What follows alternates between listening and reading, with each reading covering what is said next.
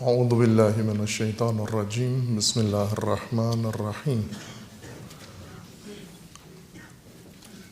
الحمد للہ والصلاة والسلام علی رسول اللہ وآلہ آل اللہ واللعنۃ الدائمۃ علی اعدائہم اعداء اللہ من یوم عداوتہم الی یوم لقاء اللہ عباد اللہ اوصیکم ونفسی بتقوی اللہ اتقوا اللہ فإن خیر الزاد التقوی۔ بندگان خدا، آپ سب کو اور اپنے نفس کو تقوی الہی کی وصیت کرتا ہوں، تقوی الہی کی دعوت دیتا ہوں اور تاکید کرتا ہوں کہ اپنی زندگی تقوی کی بنا پر قائم کریں۔ خداوند تبارک و تعالیٰ نے انسان کو خلقت عطا فرمائی ہے اور خلقت کی تکمیل کے لیے ہدایت کا نظام مقرر فرمایا ہے، اور ہدایت کا رکن و بنیاد تقوی کو قرار دیا ہے تاکہ انسان کی زندگی تقوی کی بنا پر قائم ہو، استوار ہو، اور تقوی کی بنیاد پر بسر ہو اور تقوی کے سائے میں بسر ہو۔ تقوی نظام ہدایت کا رکن ہے انسان کے لیے۔ قرآن کریم میں جو منشور ہدایت انسان ہے اور انسان مامور ہے و مکلف ہے کہ منشور الہی کے مطابق زندگی بسر کرے، بالخصوص مومن۔ جب انسان عام حالت سے نکل کر مومنیت کے درجے میں فائز ہو جاتا ہے تو وہ اسی منشور کی وجہ سے ہوتا ہے۔ پیدائشی طور پر انسان مومن نہیں بنتا، پیدائشی طور پر قومیت، قبائل اور نسب لے کر پیدا ہوتا ہے، ایمان لے کر پیدا نہیں ہوتا۔ ایمان کسبی چیز ہے، وصولی ہے کہ اسے انسان نے تحصیل کرنا ہے، حاصل کرنا ہے، اس تک پہنچنا ہے، اس مقام تک فائز ہونا ہے۔ توہم نہ ہو ایمان کا، جس طرح قرآن کریم نے بعض لوگوں کے اس وہم کو باطل قرار دیا ہے۔ وَمِنَ النَّاسِ مَن يَقُولُ آمَنَّا، لوگوں میں سے کچھ ایسے ہیں جو اس غلط فہمی میں مبتلا ہیں کہ ہم مومن ہیں، دعویٰ رکھتے ہیں کہ آمنا، ہم ایمان لے آئے ہیں، جبکہ قرآن کا فرمانا ہے کہ وَمَا هُمْ بِمُؤْمِنِينَ، یہ مومن نہیں ہے۔ یا دوسری آیت میں ہے قالت الاعراب آمنا، اعراب دیہاتی بدو آ کر رسول اللہ کی خدمت میں حاضر ہو کر دعویٰ کرتے تھے کہ ہم مومن ہیں، اور اللہ تعالیٰ کا فرمان نازل ہوا رسول اللہ صلی اللہ علیہ وآلہ وسلم پر کہ انہیں بتا دیں کہ آپ مومن نہیں ہیں، ایمان آپ کے قلوب میں داخل نہیں ہوا، آپ نے ایمان تحصیل نہیں کیا۔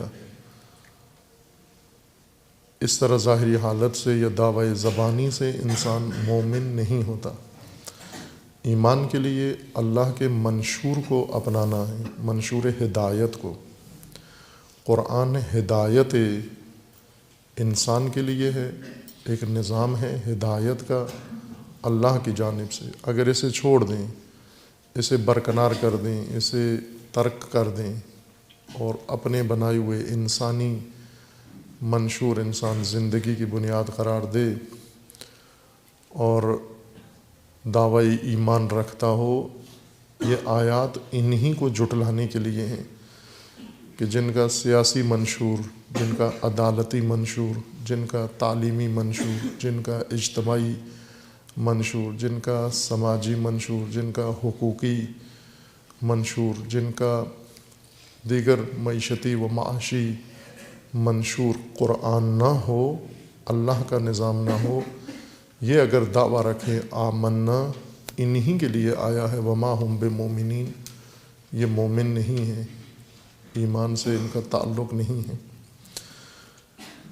مومن جب اس الہی منشور کو اپناتا ہے اور جب قرآن کی طرف رجوع کرے، مومن اپنی حیات کا مبنا قرار دے قرآن کو، قرآن سب سے پہلی چیز تقویٰ پیش کرتا ہے زندگی کے لیے، منشور زندگی کے لیے پہلی اصل و ضابطہ تقویٰ ہے، جس کا سایہ تمام ہدایات و تعلیمات کے اوپر اور تمام دینی و قرآنی اصولوں کے اوپر موجود ہے، تاکہ یہی سایہ جو تعلیمات کے اوپر ہے یہ انسان کی زندگی میں سرایت کر جائے اور انسان متقی بن جائے، متقی جس میں تقویٰ راسخ ہو جائے اور جو تقویٰ میں راسخ ہو جائے، تقویٰ جس کی پہچان بن جائے، جس کی شخصیت کا حصہ بن جائے اور جس معاشرے کی پہچان بن جائے، اسے متقی کہتے ہیں۔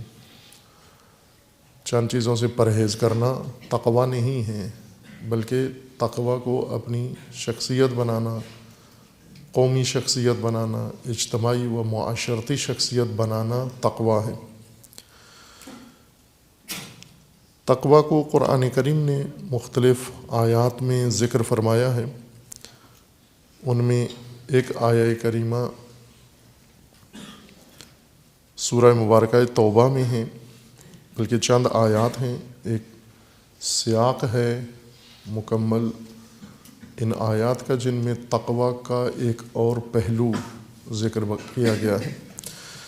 جس طرح سورہ اعراف میں تقویٰ کو انسان کا لباس قرار دیا گیا ہے، انسان کا لباس ہے، حیات انسانی کی پوشش تقویٰ ہے۔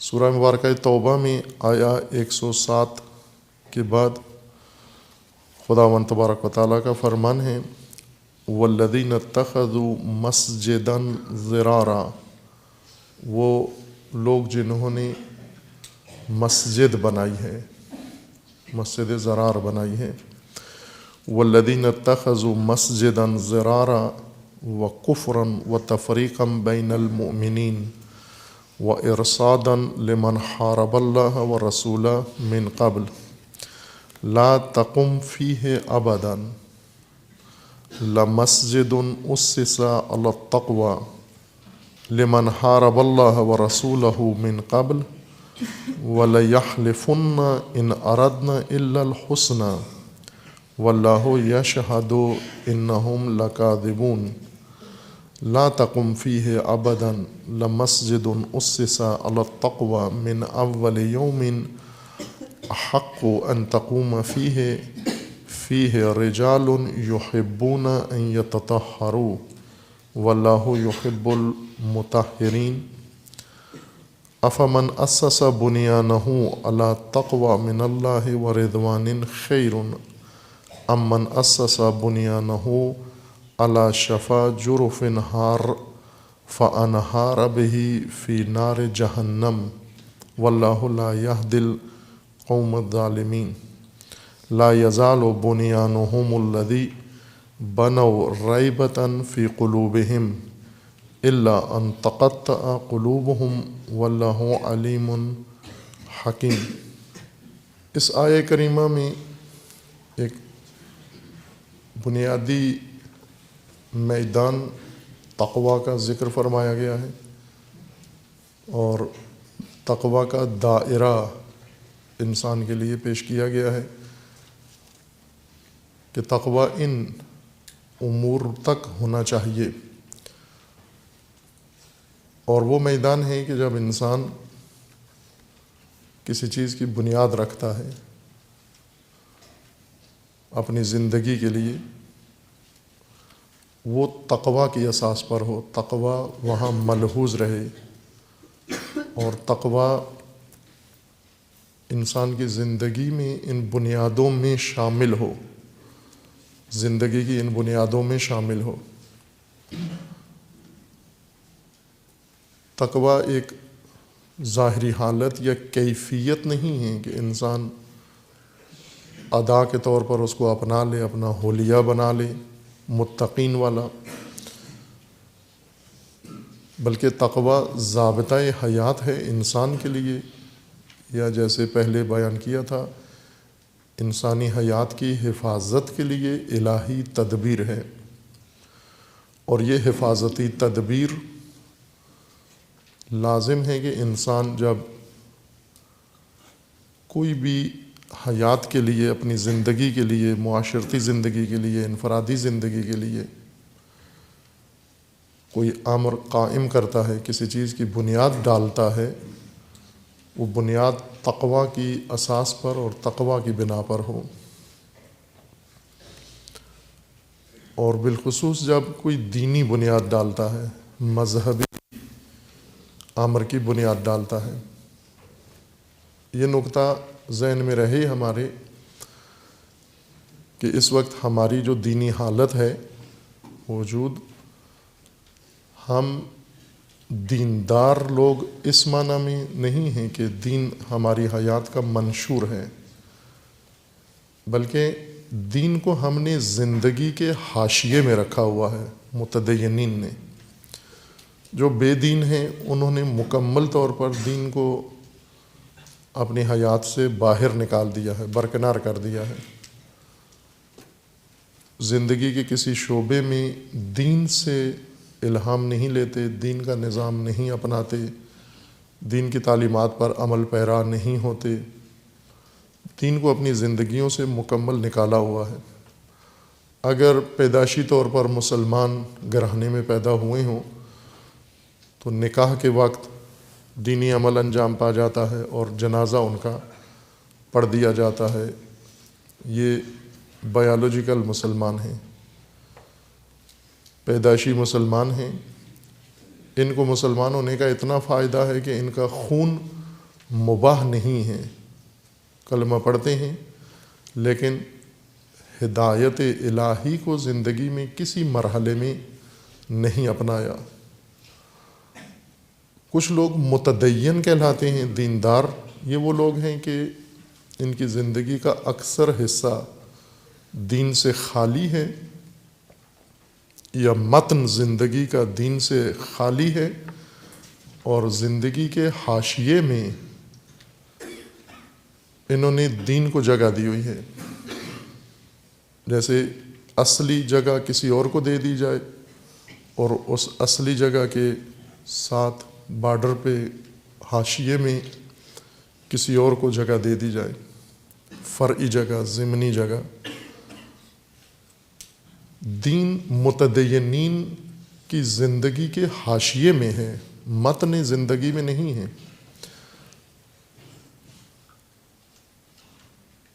ابتدا سے لے کر، پرورش سے لے کر موت تک متدین اس کو کہتے ہیں جس کے زندگی کے حاشیے میں دین موجود ہو، عبادتیں کر رہا ہو اور بعض دینی رسومات بجا لاتا ہو، بعض دینی امور کا معتقد ہو، عقیدت مند ہو، یہ حاشیہ ہے زندگی کا، یہ زندگی نہیں ہے۔ زندگی وہ جو انسان روز مرہ صبح و شام بسر کر رہا ہے، جو کچھ سوچتا ہے، جو فیصلے کرتا ہے، جو کچھ اپناتا ہے، جو کچھ کسب و کار کرتا ہے، جو ہنر پیشہ اختیار کرتا ہے، جو تعلیم حاصل کرتا ہے، یہ زندگی ہے۔ تعلقات قائم کرتا ہے، گھرانہ آباد کرتا ہے، گھر کے اندر اپنی ذمہ داریاں نبھاتا ہے، اپنی معاش و معیشت کے لیے، اپنے خاندان کے لیے کوشش کرتا ہے، یہ زندگی ہے۔ کماتا ہے، خرچ کرتا ہے، مختلف لوگوں سے تعلقات قائم کرتا ہے، مختلف احزاب میں شرکت کرتا ہے، مختلف اجتماعی امور میں شریک ہوتا ہے، کسی کے ساتھ ہمدردی رکھتا ہے، خیر خواہی کرتا ہے، کسی سے دوری اختیار کرتا ہے، یہ زندگی ہے۔ اس زندگی میں، متدینین کی زندگی میں، ان معاملات میں دین شامل نہیں ہوتا۔ دین کو اس کے حاشیے میں رکھا ہوا ہے، اور اس حاشیے میں دین رکھ کر، جس طرح سجاوٹ کے لیے آپ کوئی چیز فریم بناتے ہیں گھر میں، تصویر، اور تصویر کو مزید خوبصورت کرنے کے لیے اس کے بارڈر پہ، حاشیے پہ نقش و نگار بنا دیتے ہیں، یا کبھی تزئینات کرتے ہیں، آرائش کرتے ہیں، حاشیہ سجا دیتے ہیں کسی چیز کا تاکہ حاشیے کی چمک اس اصل تصویر پر اثر انداز ہو اور وہ بھی حسین لگے۔ یہ متدینین، موجودہ نسل کے اندر جو متدینین ہیں، یہ ان کی زندگی کی تصویر ہے کہ دین زندگی کے حاشیے میں ہے، جبکہ دین زندگی کے لیے بنا ہے، حیات بشر کے لیے بنا ہے، نہ زندگی کے حاشیے کے لیے، بارڈر کے لیے، اس کی سجاوٹ کے لیے، ہدایت کے لیے ہے، نہ سجاوٹ کے لیے، کہ خود متن زندگی دین کے اوپر بسر ہو۔ یہی معاملات روزمرہ انسان کے دین کے مطابق بسر ہوں، ہر یوم دین کے مطابق بسر ہو، اٹھنا بیٹھنا، سونا جاگنا، کھانا پینا، یہ سب دین کے مطابق بسر ہو۔ وہ نظام جو انسان کی حیات کے لیے لازم ہیں وہ سب دین کی طرف سے ہوں، نہیں کہ انسان نظام حیات طاغوت کا لے لے، آبائی لے لے، جو قرآن نے دین کے متبادل راستے بیان کیے ہیں کہ انسان یا طاغوت سے، آبا سے لے لیتا ہے دین، اس پر عمل پیرا ہوتا ہے، دین کی زندگی کی بنیاد اس پر رکھتا ہے، اور اس زندگی کے حاشیے میں، بارڈر پہ دین کی سجاوٹ کر لیتا ہے، آبائی اصول، طاغوتی اصول سب کچھ ان کے مطابق انجام دیتا ہے، اور ساتھ آخر میں بیٹھ کر صلوات پڑھ لیتا ہے، نماز پڑھ لیتا ہے، روزہ رکھ لیتا ہے، سمجھتا ہے میں دیندار انسان ہوں۔ یہ نہیں ہے دیندار انسان۔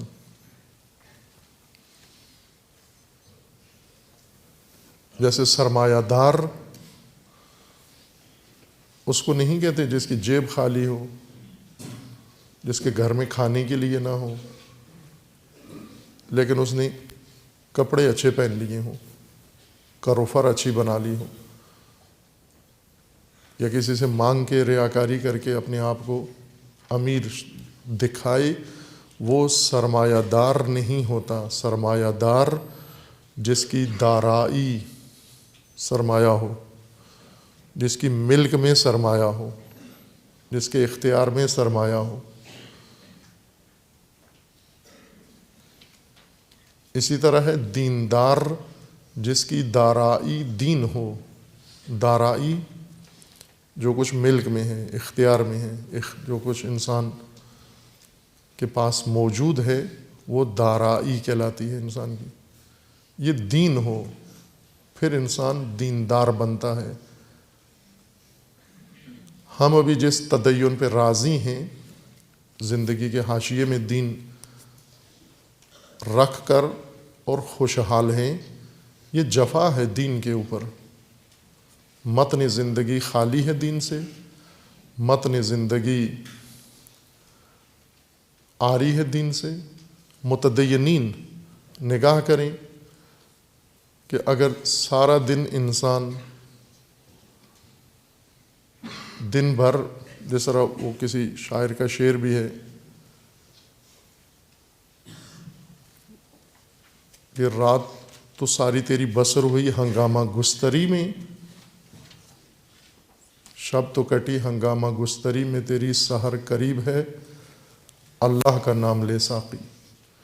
شب بھر شراب نوشی کرتا رہا، میخواری کرتا رہا، جوا کھیلتا رہا، عیش و نوش کرتا رہا، سحر کے وقت اٹھ کے اس نے 2 رکعت نماز پڑھ دی، سحر قریب ہے اللہ کا نام لے ساقی۔ یہ تو دیندار نہیں ہے، جس کی شب ہنگامہ گستری میں کٹے، عیش و نوش میں کٹے، جس کا دن عیش و نوش میں کٹے، لہو و لعب میں بسر ہو، اور عصر کو ظہر کو نماز پڑھ لے، مغرب کو نماز پڑھ لے، جمعرات کو دعائے کمیل پڑھ لے، سال میں ایک دفعہ حج کر آئے، کسی مجلس میں شریک ہو جائے، کوئی رسم دینی ادا کر لے، اور پھر خوشحال ہو کہ میں معنویت سے مالا مال ہو گیا ہوں، جبکہ متن زندگی خالی ہے۔ زندگی کی بنیادوں میں کسی جگہ دین شامل نہیں ہے۔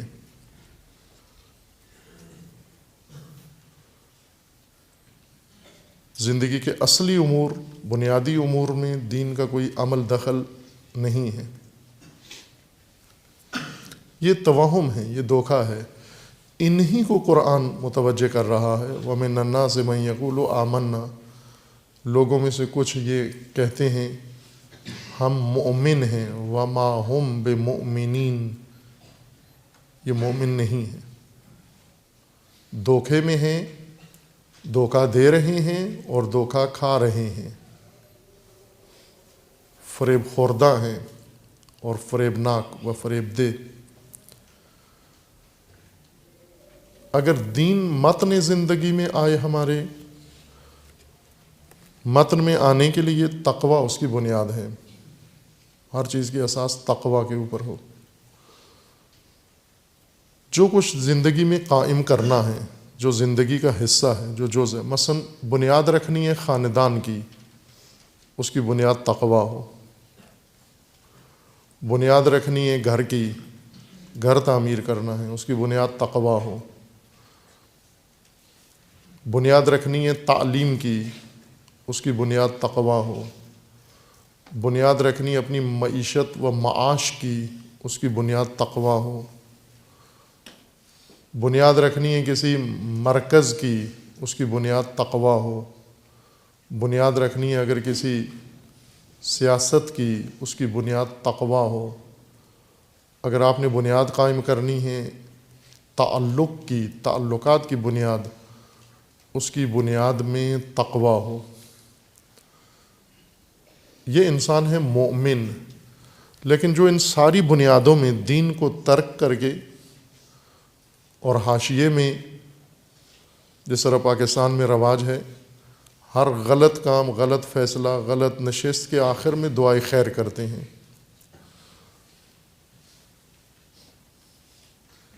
دعائے خیر ایک رسم ہے پاکستان میں، ہر غلط اقدام کے بعد آخر میں کہتے ہیں دعائے خیر کریں۔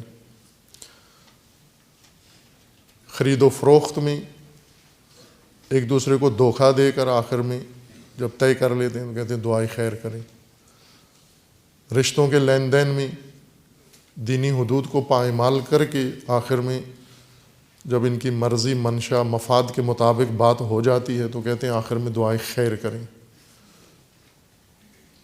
اب یہ ہے حاشیہ سجاتے ہیں اس بے دین اقدام کا، بے دین بنیاد کا، جو دین سے باہر قائم کی ہے، اور اس توہم میں ہیں کہ دعائے خیر سے تلافی ہو جاتی ہے اس کمی کی۔ یہ آیات کریمہ قرآن کریم کی سورہ مبارکہ توبہ میں بہت اہم ہیں اور رہنمائی ہے، ہدایت ہے ان کے اندر۔ پہلے ان آیات کا مضمون مشاہدہ فرمائیں۔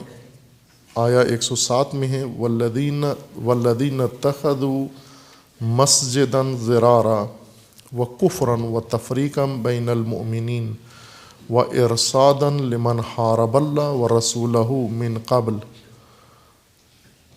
وہ لوگ جنہوں نے مسجد بنائی ہے،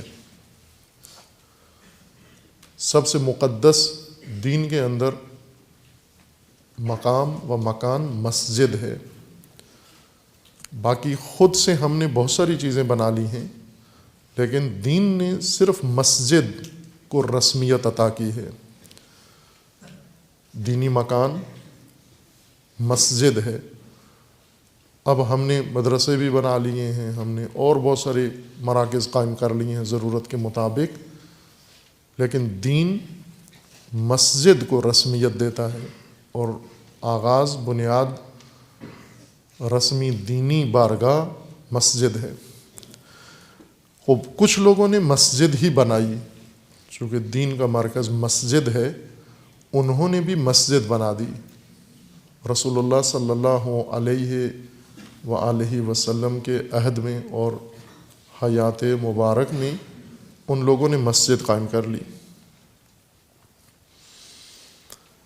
لیکن یہ مسجد، اس کا عنوان قرآن نے مسجد ضرار رکھا ہے. مضر مسجد، ضرر پہنچانے والی مسجد، نقصان دہ مسجد، برباد کرنے والی مسجد، فساد ڈالنے والی مسجد.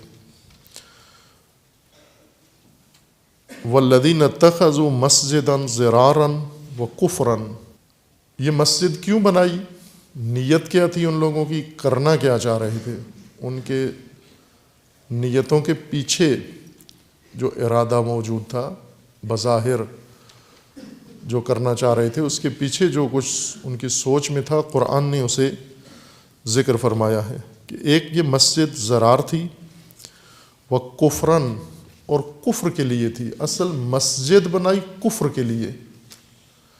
مسجدن ضرارن، مسجد بنائی ضرر کے لیے، نقصان پہنچانے کے لیے، اور کفر کے لیے مسجد. وہ مومنین متدینین جو دین کو حاشیے میں رکھتے ہیں اور متن زندگی میں دین نہیں ہے، یہ ان کے لیے بہت اہم نکتہ ہے. چونکہ ان کے پاس معیارات نہیں ہوتے، ظواہر کو دیکھتے ہیں. معیار نہیں ہوتا ان کی نگاہوں میں. ہر مرکز، ہر مسجد، ہر دینی ظاہر و حلیہ دین کا ہی ہوتا ہے، اور اس میں کوئی فرق نہیں ہوتا. یہ بھی دین ہے، وہ بھی دین ہے، یہ بھی مسجد ہے، یہ بھی اللہ کا گھر ہے، وہ بھی اللہ کا گھر ہے. یہ ان لوگوں کی منطق ہے جن کو سب ایک جیسے نظر آتے ہیں. دو قسم کے بہنگے لوگ ہیں. بہنگے جب نگاہیں ایک کے دو دیکھنا شروع کر دیں. اعمیٰ، نابینا وہ ہوتا ہے جسے ایک بھی نظر نہ آئے. بہنگا وہ ہوتا ہے جسے ایک کے دو نظر آئیں، یا ممکن ہے الٹ ہو جائے، دو کو ایک دیکھنا شروع کر دے. وہ کچھ لوگ ایسے ہیں جن کو سب غلط نظر آتے ہیں. سب ایک جیسے ہیں، یہ ہوتے ہی ایسے ہیں، سب لوگ غلط ہیں. کچھ ایسے ہوتے ہیں جو کہتے ہیں نا سب ٹھیک ہیں، سب درست ہیں. عموماً علماء کے بارے میں یہ دو قسم کی رائے پائی جاتی ہے. ایک طبقہ بہنگا ایسا ہے جو کہتے ہیں سارے علماء غلط ہیں. ایک دو غلط دیکھے انہوں نے، اور ان غلط علماء سے نتیجہ یہ قائم کیا کہ سارے ہی غلط ہیں. یہ بہنگا انسان ہے. ایک وہ انسان ہے جو یہ کہتا ہے کہ نہ سارے ٹھیک ہیں، جو عالم نام کا بھی ہے وہ بھی ٹھیک ہے، جس نے لباس عالمانہ پہنا ہوا ہے یہ ٹھیک ہے. یہ دونوں غلط رائے ہیں. امام راحل امام خمینی رضوان اللہ تعالی علیہ فرماتے ہیں کہ ایسے نہیں ہیں. ہر طبقے میں خیر و شر موجود ہے. ہر تجار اچھے بھی ہیں، بد عمل بھی ہیں. خود قرآن کے اندر ذکر کیا گیا ہے ایسے افراد کا جو اچھے ہیں. اس صنف میں سے کچھ ایسے ہیں جو نہیں ہیں، اس میزان و معیار کے نہیں ہیں. ہر طبقے کے اندر ہے. عام طبقات میں سے، خواتین میں سے کچھ بہت اچھی با کردار ہیں، کچھ نہیں ہیں اس طرح سے. تجار میں کچھ اچھے با کردار ہیں، کچھ نہیں ہیں اس طرح سے. روایات کے اندر زیادہ وضاحت کے ساتھ اس نقطے کو بیان کیا گیا ہے کہ نہیں ہوتے. سارے اہل علم ایک جیسے نہیں ہوتے. نہ صرف اہل علم، باقی بھی ایک جیسے نہیں ہوتے. سارے کسان ایک جیسے نہیں ہوتے. آپ تولو، پرکھو ان کو، معیاروں پر پرکھو. لیکن جو معیاروں پر نہیں پرکھتے، اپنی قلبی کیفیات کے ذریعے سے دیکھتے ہیں، اپنی اینک کے ذریعے سے دیکھتے ہیں. ایک اینک سے دیکھتے ہیں سارے غلط نظر آتے ہیں، دوسرا ایک اینک سے اور سے دیکھتے ہیں اس کو سارے اچھے نظر آتے ہیں. معیار کے ساتھ، پیمانے کے ساتھ ہر چیز کو پرکھو، کسوٹی کے ساتھ پرکھو. آپ نہ سب کو غلط کہو اور نہ سب کو درست کہو. دینی مراکز، بعض جو بھی مسجد ہو ان کے نزدیک یہ مسجد ہے، اللہ کا گھر ہے، درست مسجد ہے. بس مسجد ہونا کافی ہے اس کی تائید کے لیے، اس کی تصدیق کے لیے۔ اور بعض مسجد سے بیزار ہیں سرے سے کہ کوئی مسجد درست نہیں ہے۔ قرآن نے فرمایا کہ دو ہیں مساجد، ایک وہ مساجد ہیں جن کی بنیاد تقوی کے اوپر رکھی گئی ہے، اور ایک وہ مساجد ہیں جن کی بنیاد فساد تغوا کے اوپر رکھی گئی ہے۔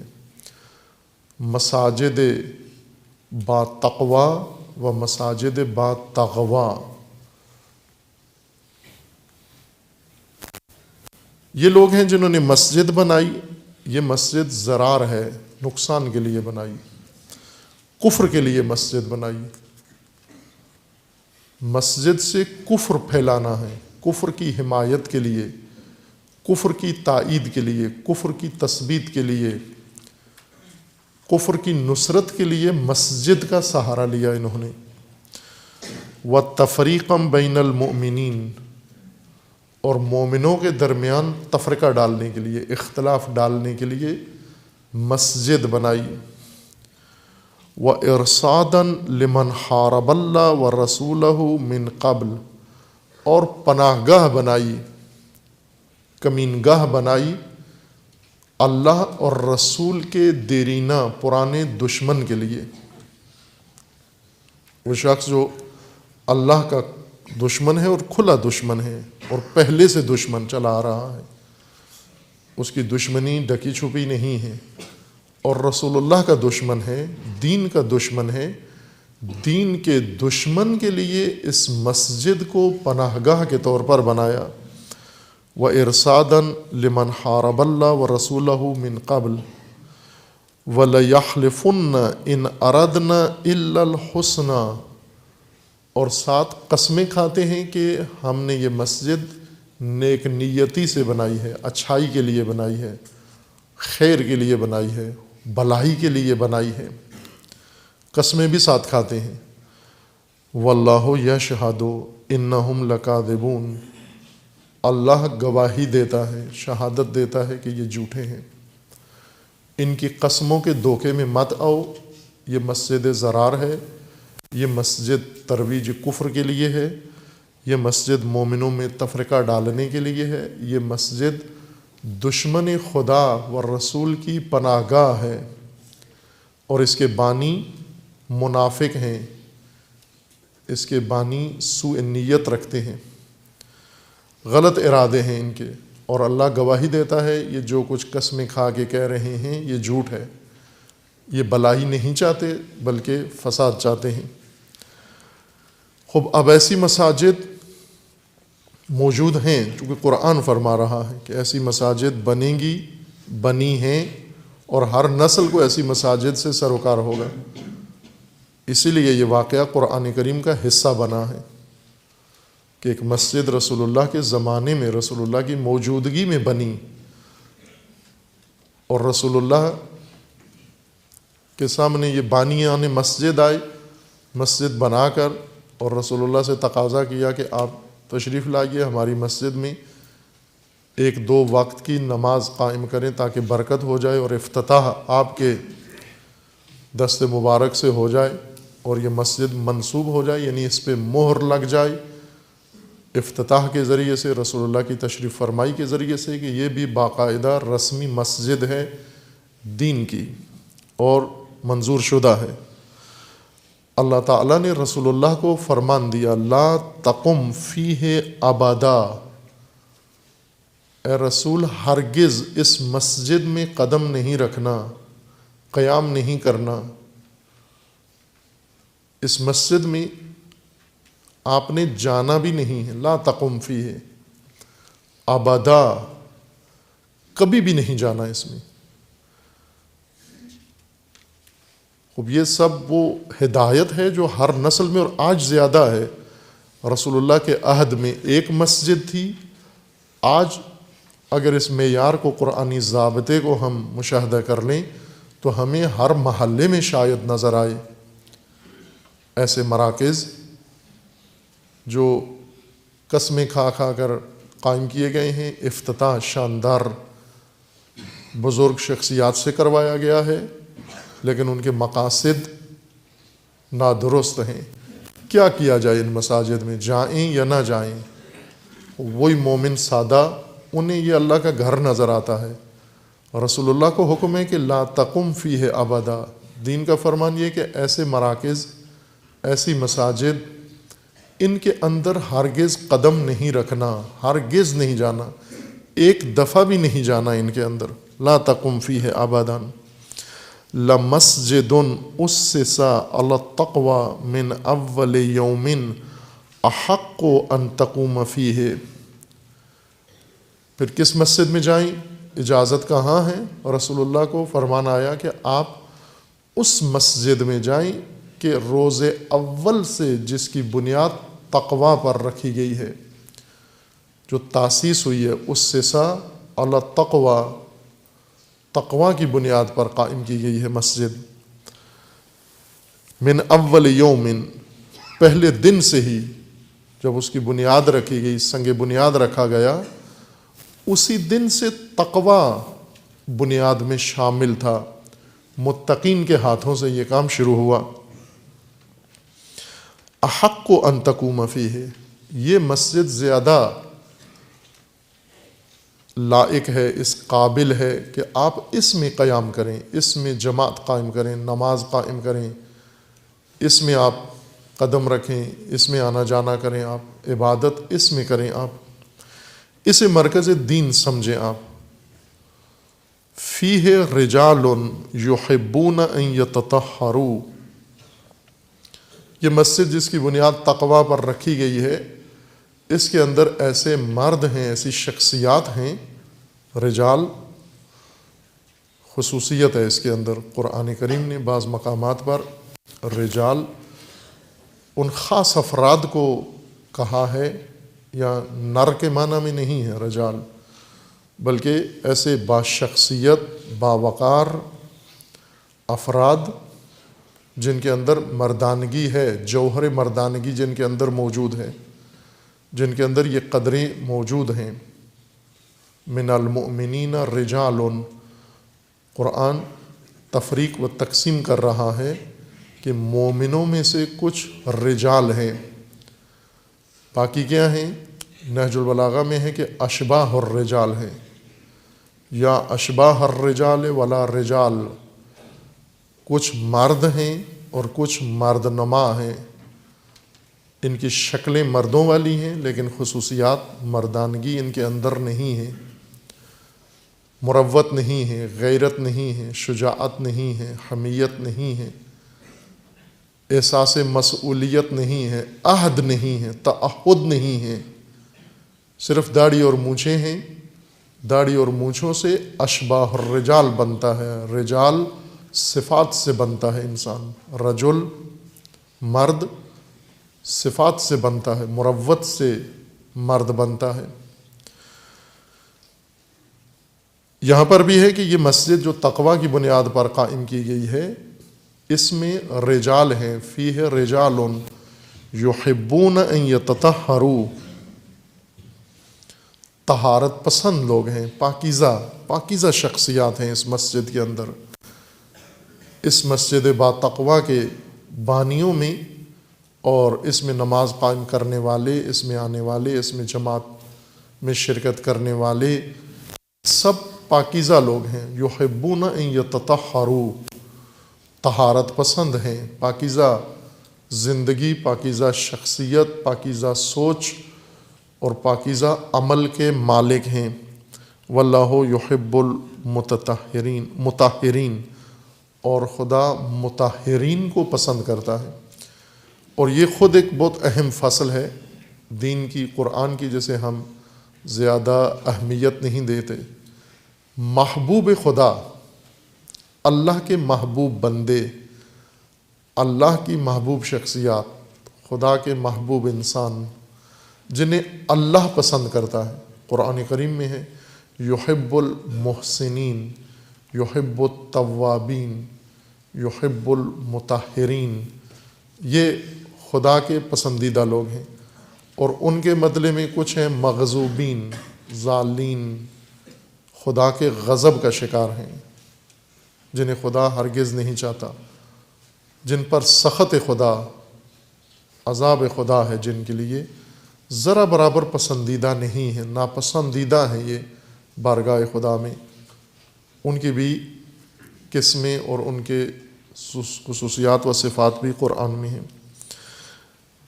مطہرین کو خدا پسند کرتا ہے، جو طہارت رکھتے ہوں، حیات، پاکیزہ زندگی، پاکیزہ ماحول، پاکیزہ شخصیت۔ طہارت تقویٰ کا ایک بہت اہم جز ہے۔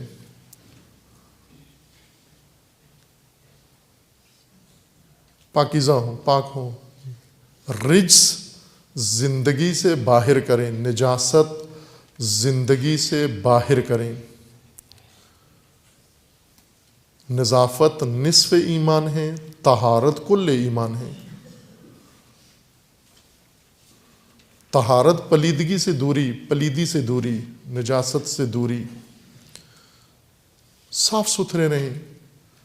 نماز جماعت کے لیے ہے کہ آپ پاکیزہ ہو کر آئیں، چونکہ خدا پسند کرتا ہے پاکیزہ لوگوں کو۔ آپ آتے ہو بندگی خدا کے لیے، عبادت خدا کے لیے، پاکیزہ ہو کرو۔ روز جمعہ غسل کرو، پاک ہو، صاف ستھرا لباس پہنو، خوشبو لگاؤ، کیونکہ خدا پاکیزہ لوگوں کو پسند کرتا ہے۔ محبوب بنو اللہ کے، اور تمام عمر ایسے رہو، روزمرہ ایسے رہو، اپنے کام کاج بھی کرو۔ کراہت ہے شدید کہ نماز جماعت میں یا جمعہ میں انسان شرکت کرے اور اس کے بدن سے بدبو آ رہی ہو، اس کے منہ سے بدبو آ رہی ہو۔ نہائیں، غسل کریں روز جمعہ، صاف ستھرے دھلے ہوئے کپڑے پہنیں، اپنے آپ کو آرائش کریں، خوشبو لگائیں، اور پھر صف مومنین میں شامل ہوں، بیٹھیں آ کر۔ اگر یہ کام نہیں کیا، پسندیدہ نہیں ہے۔ ظاہر خود انسان بھی پسند نہیں کرتے، مروت کی وجہ سے کہتے نہیں ہیں، بتاتے نہیں ہیں، لیکن جب ہمارے قریب سے گزرتے ہیں انہیں بدبو محسوس ہوتی ہے۔ لیکن مروتاً ہمارا لحاظ و خیال رکھتے ہوئے ہمیں کہتے نہیں ہیں کہ بھائی بدبو آ رہی ہے آپ سے، آپ کے پاؤں سے بدبو آ رہی ہے، جراب سے بدبو آ رہی ہے، منہ سے بدبو آ رہی ہے، لباس سے بدبو آ رہی ہے۔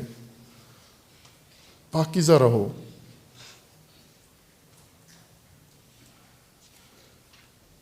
اپنے آپ کو نہیں آتی بدبو، اپنی بدبو اپنے آپ کو نہیں آتی، چونکہ انسان خو پذیر ہے، خو پکڑتا ہے، خوگر و خو پذیر ہے، یعنی چند دن یا کچھ دیر کسی ماحول میں رہے تو اس کو اپنا لیتا ہے، وہ اس کے شخصیت اور اس کے حواس کے ساتھ وہ چیز ہم آہنگ ہو جاتی ہے، ملائم ہو جاتی ہے۔ مثلاً آپ گرمی کے علاقے میں آئیں، کچھ دن رہیں گے تو گرمی نہیں لگے گی آپ کو، نہ کہ گرمی کم ہو گئی ہے، بلکہ آپ نے گرمی کی خو پکڑ لی ہے، خوگر ہو گئے ہیں گرمی کے۔ چند دن آپ سرد علاقے میں جائیں، بہت سردی لگے گی، لیکن چند دن کے بعد ایسے محسوس ہوگا جیسے موسم بہتر ہو گیا ہے، موسم ویسا ہی ٹھنڈا ہے، آپ نے سردی کی خو پکڑ لی ہے، خو پذیری ہے آپ کے اندر۔ اسی طرح آپ چند دن اگر ایک بدبو والے ماحول میں رہیں تو بدبو ختم ہو جاتی ہے۔ معروف واقعہ ہے نا وہ چمار کا، کہ چمڑا رنگنے والوں نے بیٹے کی شادی کی اور عطار کی بیٹی لے آئے، چمار۔ چمڑے کا کام جن کا ہوتا ہے، چونکہ چمڑے میں سب سے زیادہ بدبو ہوتی ہے چمڑے کے اندر، آپ کے بوٹ چمڑے کی اسی وجہ سے ان میں بدبو پڑ جاتی ہے، چمڑے کے ہیں، چمڑا بدبو پیدا کرتا ہے۔ ہمارے اوپر بھی چمڑا ہے، جلد ہے، یہ بھی بدبو پیدا کرتی ہے۔ اس شادی کے بعد جب بہو آئی، وہ عطار کی بیٹی تھی، عطار جو خوشبوئیں بناتے ہیں، عطر و عرق نکالتے ہیں پھولوں کا، اس کے گھر میں ہمیشہ پھولوں کی اور خوشبو کے لہریں ہوتی تھیں، معطر، اور چماروں کے ہاں بدبو چمڑے کا کام تھا۔ جب شادی ہو گئی تو وہ بہو آئی تو بیچاری کا حال ہی برا ہو گیا، اس کو بدبو آ رہی تھی کہ یہاں تو بہت بدبو ہے۔ تو انہوں نے کہا ٹھیک ہے 1-2 دن تم صبر کرو تو ہم اس بدبو کا کوئی انتظام کرتے ہیں۔ وہ رہی، چند دن رہی، پھر اس کے بعد اس کی ساس نے اسے پوچھا، بلکہ پوچھے بغیر ہی اس نے بتایا کہ آپ کے گھر میں جب میں آئی تھی تو بہت بدبو تھی، لیکن میرے آنے سے وہ بدبو ختم ہو گئی۔ تو ساس نے کہا کہ جب میں آئی تھی تو اس وقت بھی یہی ہوا تھا کہ میرے آنے سے بھی ختم ہو گئی تھی۔ ختم نہیں ہوئی تھی، بلکہ انہوں نے بدبو کے ساتھ عادت کر لی، خو پکڑ لی، معتاد ہو گئے۔ اسی طرح اپنی بدبو سے انسان آشنا نہیں ہوتا، کسی کو بھی اپنے بدن کی بدبو محسوس نہیں ہوتی، دوسروں کو محسوس ہوتی ہے۔ پوچھ لیا کریں کہ بھئی مجھ سے بدبو تو نہیں آ رہی۔ اللہ کو پسند ہیں پاکیزہ لوگ۔ فیہ رجال یحبون ان یتطہروا واللہ یحب المطہرین۔ اللہ پاکیزہ لوگوں کو پسند کرتا ہے۔ اس کی وضاحت کریں گے انشاءاللہ۔ افمن اسس بنیانہ علی تقوی من اللہ ورضوان۔ اب قرآن کریم کا سوال ہے آپ سے، ہم سب سے، مخاطبین قرآن سے اللہ کا سوال ہے، بتاؤ کہ وہ مسجد یا وہ بنیاد، وہ عمارت جس کی بنیاد تقوی پر رکھی گئی ہو اور اللہ کی رضا پر رکھی گئی ہو، خیرٌ یہ بہتر ہے، ام من اسس بنیانہ علی شفا جرف ہار، یا جس عمارت کی اور جس امر کی بنیاد ایک گرتے ہوئے کنارے کے اوپر رکھی گئی ہو، فَأَنْهَارَ بِهِ فِي نَارِ جَهَنَّمَ، جو انہیں خود بھی گرے گا وہ کنارہ، اور اس کے اوپر جو عمارت بنی ہے اسے بھی گرائے گا جہنم میں، وہ بہتر ہے۔ یہ سوال ہے قرآن کا، سورہ توبہ آیا 109 میں ہر قرآن پڑھنے والے سے، بتاؤ یہ بہتر ہے جس کی بنیاد تقوی پر رکھی گئی ہو یا جس کی ناپائیدار بنیاد رکھی گئی ہو اور جو پھسل کے جہنم میں جا رہا ہے اور اپنے باسیوں اور مقیموں کو بھی جہنم کی طرف لے کے جا رہا ہے، کیا بہتر ہے؟ وہ ممکن ہے ہم جلد بازی میں زبان سے کہہ دیں کہ جس کی بنیاد تقوی پر رکھی گئی ہے اور اللہ کی رضا پر، وہ بہتر ہے، لیکن اس صورت میں آ سکتی ہے یہ آیت، یہ فرمان کہ واللہ یشہد انہم لکاذبون، خدا گواہی دیتا ہے کہ یہ جھوٹ بول رہے ہیں۔ ہم تو صحیح جواب دے رہے ہیں۔ بعض اوقات صحیح باتیں جو بظاہر ہمیں صحیح لگتی ہیں، قرآن کریم نے فرمایا کہ جھوٹ ہے، یہ سب جھوٹ بول رہے ہیں، حالانکہ وہ صحیح بیان ہے۔ جس طرح سورہ منافقون میں منافق آ کر رسول اللہ کے سامنے اظہار کرتے ہیں کہ ہم گواہی دیتے ہیں آپ اللہ کے رسول ہیں۔ اللہ کا فرمان ہے کہ اللہ کو علم ہے کہ آپ اللہ کے رسول ہیں، لیکن یہ جھوٹ بول رہے ہیں۔ وہ یہ کہہ رہے ہیں کہ رسول اللہ کو کہ آپ اللہ کے رسول ہیں، یہ تو جھوٹ نہیں ہے، سچ ہے۔ یہی سچ جب ایسا فرد آ کر اظہار کرے، یہی حقیقت اظہار کرے جو اس پہ ایمان نہیں رکھتا، تو وہ جھوٹ سمجھا جاتا ہے۔ کیوں؟ کہ اس کا رویہ، اگر یہ اللہ کے رسول ہیں تو ان کا مطیع کیوں نہیں ہے؟ اگر یہ اللہ کے رسول ہیں تو تیرا ان پر ایمان کیوں نہیں ہے؟ اگر یہ اللہ کے رسول ہیں تو پھر ان کی اتباع کیوں نہیں کرتا؟ اگر یہ اللہ کے رسول ہیں تو ان کی ہدایت و فرمان کا پابند کیوں نہیں ہے؟ بس جھوٹ بول رہا ہے کہ یہ اللہ کے رسول ہیں۔ اگر تو مان رہا ہوتا یہ اللہ کے رسول ہیں، تیرے عمل میں، رویے میں یہ گواہی نظر آتی ہے اللہ کے رسول ہیں۔ ہم سے بھی سوال ہو رہا ہے، بظاہر بہت سادہ اور آسان سوال ہے، لیکن ہے بہت پیچیدہ، اور وہ یہ ہے کہ بتائیے وہ عمارت جس کی بنیاد روز اول سے تقوی پر اور اللہ کی رضا پر رکھی گئی ہو، وہ بہتر ہے، وہ خیر ہے، یا وہ جو ایک پھسلتے ہوئے ناپائیدار کنارے پہ رکھی گئی ہو جو عنقریب اپنے مقیموں سمیت جہنم میں چلا جائے گا، وہ بہتر ہے۔ ظاہراً یہ کہنے میں کوئی حرج نہیں، ہم کہیں کہ جس کی بنیاد تقویٰ پر ہے، رضوان الہی پر ہے، وہ بہتر ہے، تو پھر فوراً یہ سوال آئے گا اگر وہ بہتر ہے تو تم یہاں کیا کر رہے ہو؟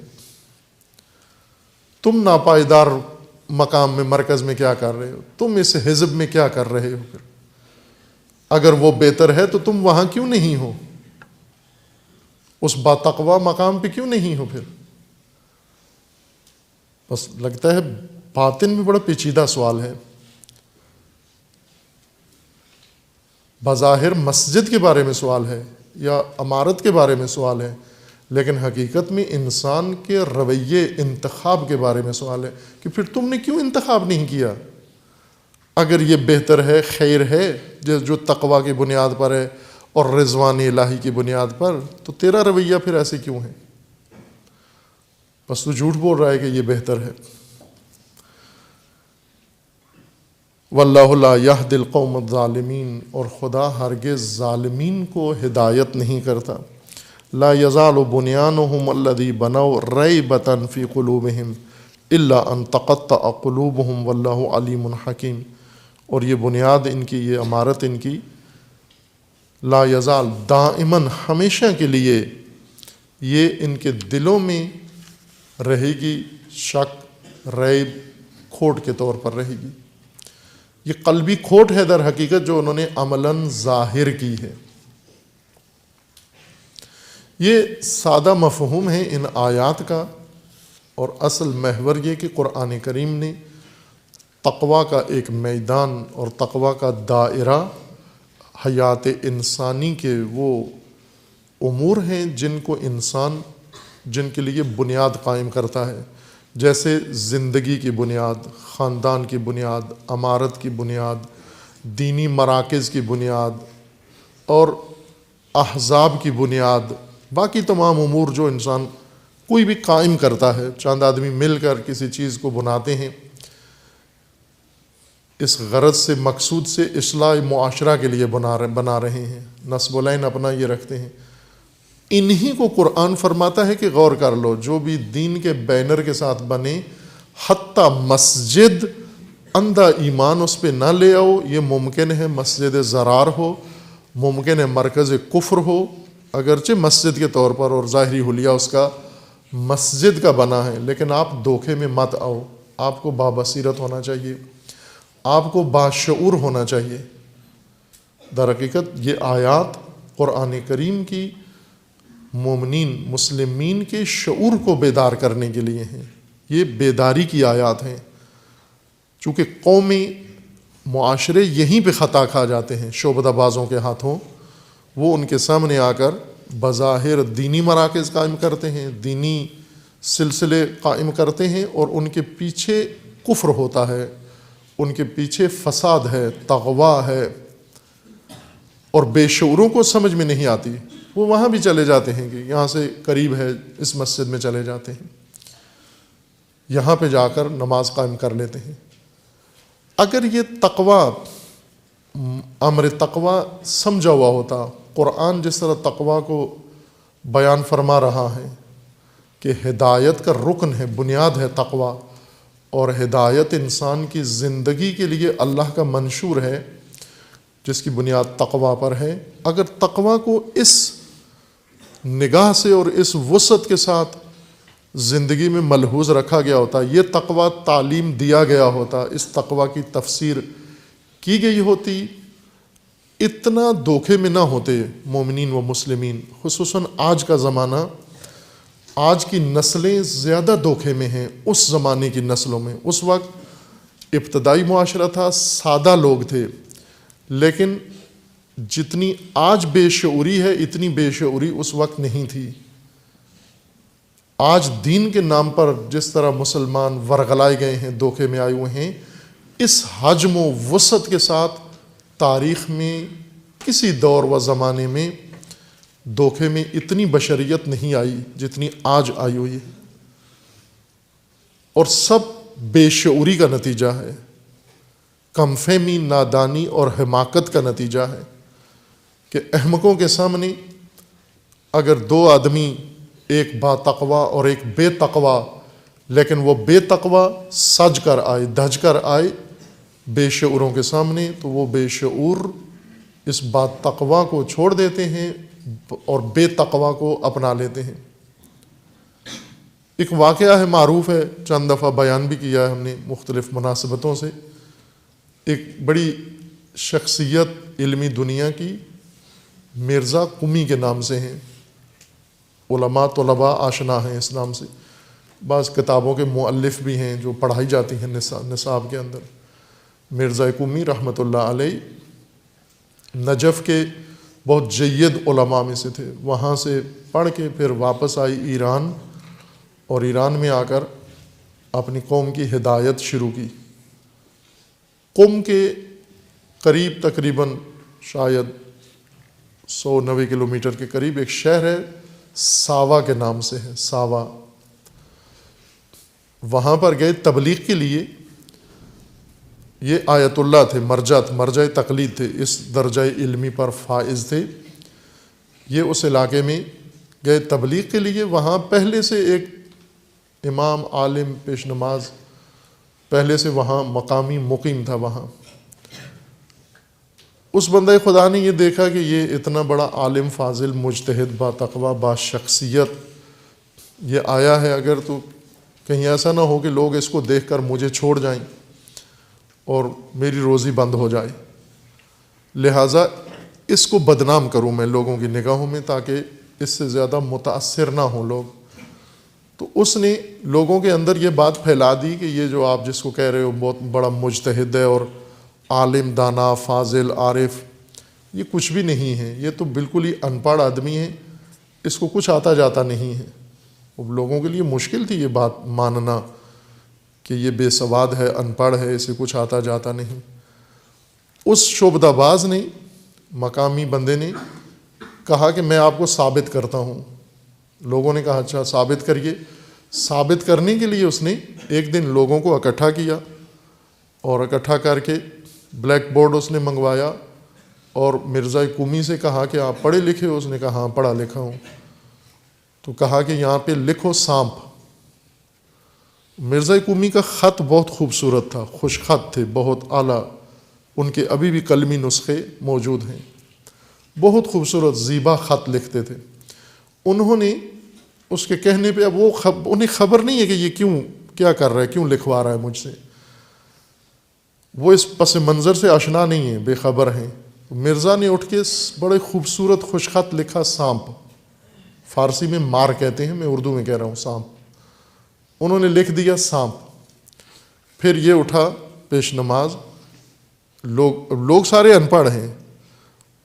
انہوں نے کہا جی کہ آپ نے دیکھ لیا کہ یہ علامہ صاحب نے سانپ لکھا ہے یہاں پر۔ یہ پھر اس نے خود سانپ کی تصویر بنائی،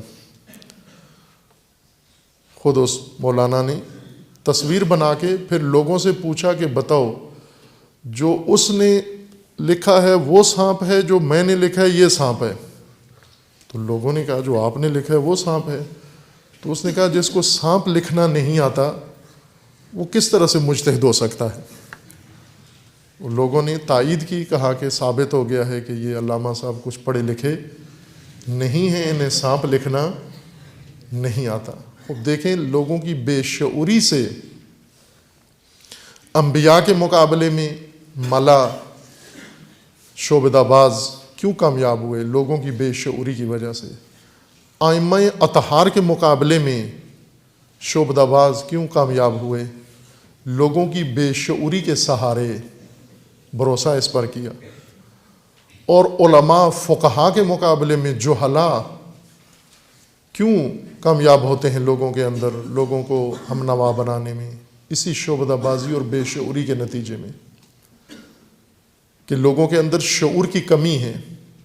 جب لوگوں کے اندر شعور کی کمی ہو، وہ مسجد تقوی اور مسجد ضرار میں فرق نہیں سمجھتے، دونوں کو برابر سمجھتے ہیں، دونوں مساجد ہیں، دونوں اللہ کا گھر ہیں۔ اور جس قوم کے اندر مسجد ضرار اور مسجد تقوی میں فرق کا شعور نہ ہو، یہ قوم منافقوں کا شکار ہے، یہ لقمہ ہے دشمنوں کا، یہ دین کے خلاف استعمال ہوں گے، یہ فوج ہے منافقت کی، نہ چاہتے ہوئے بے شعوری کی وجہ سے منافقوں کے ہاتھوں استعمال ہو جائیں گے دین کے خلاف۔ اس لیے قرآن کریم میں خداوند تبارک و تعالیٰ نے، یہ ایک ماجرا تھا، ایک مسجد بنی رسول اللہ کے عہد میں انشاءاللہ عرض کروں گا اس کا پس منظر کس نے بنائی اور کیا ہوا، اس کی تاسیس کا ماجرا، اور کیا چاہتے تھے اور کیا ہوا ان کے ساتھ۔ لیکن قرآن میں اس ایک واقعہ کو قیامت تک کے لیے کیوں ذکر کر دیا گیا، ہر نسل کے لیے کہ یہ پڑھنا ہے آپ نے سورہ توبہ، ہر نسل کو تعلیم دینی ہے، اس کے اندر ہدایت ہے، چونکہ قرآن کتاب ہدایت ہے، ہر نسل و ہر قوم کے لیے، ہر فرد کے لیے قرآن ہدایت ہے، اور سورہ توبہ ہدایت ہے۔ سورہ توبہ کی آیا 107، 8 اور 109 یہ ہدایت ہیں۔ خوب اس سے ہم کیا ہدایت لیں؟ آیا اس میں صرف ایک تاریخ کا ایک ماجرا، ایک مسجد صرف بتانا مقصود ہے؟ اگر صرف ایک تاریخ کا واقعہ مقصود تھا بتانا تو یہ علم ہے، ہدایت نہیں ہے۔ یعنی ہمیں تاریخ کے ایک ماجرا کے بارے میں اطلاع دی گئی ہے کہ اس طرح ایک مسجد بنی جو گرا دی گئی، لوگوں نے بنائی، منافقوں نے بنائی، رسول اللہ نے گرا دی وہ مسجد، پھر تو یہ علم ہے، ہدایت نہیں ہے۔ ہدایت اس وقت ہے کہ یہ جو کچھ ذکر ہو رہا ہے یہ ہم اپنے زمانے میں، اپنی زندگی میں ہمارے کام آئے، ہم اپنے زمانے کی مسجد ضرار اور مسجد تقوی، مرکز ضرار اور مرکز تقوی، امارت ضرار اور امارت تقوی، حزب ضرار اور حزب تقوی کے اندر فرق کر سکیں، نظام ضرار اور نظام تقوی کے اندر فرق کر سکیں۔ اگر ہمارے اندر یہ شعور پیدا نہ ہوا، ہمیں پتہ ہے کہ مسجد ضرار کس نے بنائی تھی، لیکن یہ نہ پتہ ہو کہ میرے محلے میں مسجد ضرار موجود ہے اور میں اسی میں آ جا رہا ہوں، یعنی بے شعور ہوں، یعنی نادان ہوں۔ قرآن جو شعور پیدا کرنا چاہ رہا ہے ہر نسل کے اندر، وہ یہ ہے کہ آپ اپنے عہد، اپنے زمانے میں تیرے اندر شعور پیدا ہو کہ مسجدیں ضرار ہو سکتی ہیں، مسجدوں میں کفر پھیلایا جا سکتا ہے، کفریہ مقاصد کے لیے مساجد تاسیس ہو سکتی ہیں، اور تو اپنے زمانے میں اتنا باشعور ہو کہ فرق کر سکے ان چیزوں کے اندر، ان مراکز کے اندر تجھے فرق نظر آئے، عالمی سطح پر بھی نظر آئی، ملکی سطح پر بھی نظر آئی، علاقائی سطح پر بھی تجھے نظر آئی۔ اگر یہ شعور قائم ہوا اور آ جائے ملت کے اندر، پھر اس وقت اسے راہبر اور راہزن میں بھی فرق معلوم ہو جاتا ہے، مسجد و گمراہی کے فاسد مرکز میں بھی فرق نظر آ جاتا ہے، اس کو اس وقت عادل فقی میں اور غیر عادل میں فرق نظر آ جاتا ہے، MI6 کے مجتہد میں اور با تقوی مجتہد میں فرق نظر آ جاتا ہے، اگر یہ شعور الہام قرآن سے لے لے۔ لیکن اگر نہ لے، اسے صرف یہ معلوم ہے کہ رسول اللہ کے زمانے میں ایک مسجد ضرار تھی، فلاں شخص نے بنائی تھی، لیکن اپنے زمانے میں اسے یہ سارے سلسلے معلوم نہ ہو، بلکہ یا سب کا مخالف ہو جائے یا سب کا حامی ہو جائے یا سب کو ایک جیسا سمجھنا شروع کر دے، یا کم از کم ضرار میں جائے اور با تقوی کا مخالف ہو جائے، یہ بے شعوری ہے۔ اور مساجد ضرار اور مراکز ضرار بے شعوری کے بھروسے پر بنتے ہیں۔ اصل پلاٹ جس میں مراکز فساد اور احزاب فاسد اور شخصیات فاسد رشد کرتی ہیں، بنتی ہیں، وہ بے شعوری ہے۔ اس سرزمین کا نام بے شعوری، حماقت و نادانی و نافہمی ہے، اور ہم قریہ کوچا کوچا دیکھ رہے ہیں۔ آج میں نے اشارہ کیا تھا کہ زیادہ یہ عنصر مسلمانوں کے اندر تفرقے کا، مومنین کے اندر تفرقے کا یہ باعث بن رہا ہے۔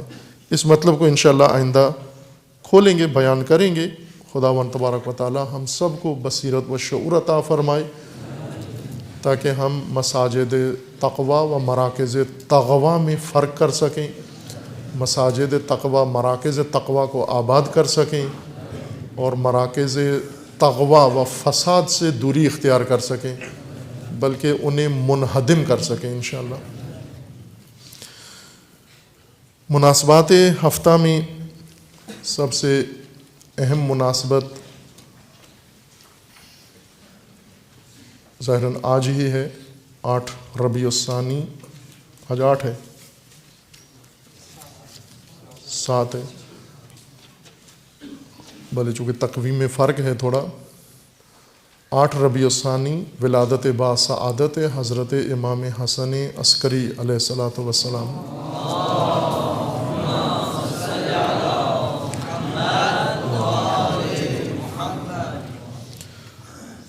تمام اہل ایمان و بالخصوص پیروان ولایت و امامت کو تبریک و تہنیت عرض ہے، اور جیسا پہلے دیگر مناسبتوں میں عرض ہوا ہے کہ یہ ایام جو منسوب ہیں ائمہ اطہار معصومین علیہ السلام سے، یہ ایام اہم ہیں۔ ان ایام میں مومنین اہتمام کریں، اور اہتمام نہ صرف رسومات کا اہتمام کریں، رسوماتی عمل انجام دیں کہ ایک سوگ کے دنوں میں رسم سوگ اور خوشی کے دنوں میں رسم جشن بجا لا کر اور رسوماتی اور وہی تکراری کلام پڑھ کے سن کے پھر چلے جائیں، عقیدت کا اظہار کر کے اکتفا کر لیں، بلکہ یہ ایام عہد کے ایام ہیں، یہ ارتباط و تعہد کے ایام ہیں۔ خصوصاً یہ ہستیاں جیسے امام یازدہم ہیں، خود ان کا اپنا کلام پیش کریں، ان کے حالات پیش کریں، اور ان حالات کی وجوہات کی طرف توجہ کریں کہ کن وجوہات کی بنا پر عہدیدار عہد و منصب امامت کیوں ایسی زندگی گزارنے پر مجبور کیے گئے، کیا حالات تھے، کون بانی، کون اسباب تھے، کیا اسباب تھے، امامت کیوں محجور رکھی گئی اور امام کو کیوں محبوس رکھا گیا، اور کیا ہم آج امامت کو محجوریت سے نکالنے میں کامیاب ہوئے ہیں یا نہیں ہیں، یا ابھی تک عہد امام عسکری ہی ہمارے زمانے میں چل رہا ہے۔ امام عسکری علیہ السلام، میں نے اشارہ کیا تھا روز شہادت امام کہ امام عسکری کو عسکری اسی وجہ سے کہتے تھے کہ معسکر میں نظر بند تھے، چھونی میں، ساری عمر چھونی میں تحت نظر، بادشاہوں کے تحت نظر گزار دی، اور جو اپنے پیروکار تھے وہ الگ مشکلات کا شکار تھے، ان کے اندر مسائل، اپنے قریبی قرابت داروں میں مشکلات، ہر طرف حکومتی عمل دخل زیادہ تھا، اور حکومت نے، عباسی خلفاء نے یہ فیصلہ کیا ہوا تھا کہ اس سلسلے کو یہیں پر ختم کرنا ہے امام عسکری پر، اور اس سے آگے نہ چلے یہ شجرہ طیبہ تشیع، اور اس کے لیے انہوں نے اقدامات کیے، ایسے اقدامات کہ امام علیہ السلام کے قریبی ترین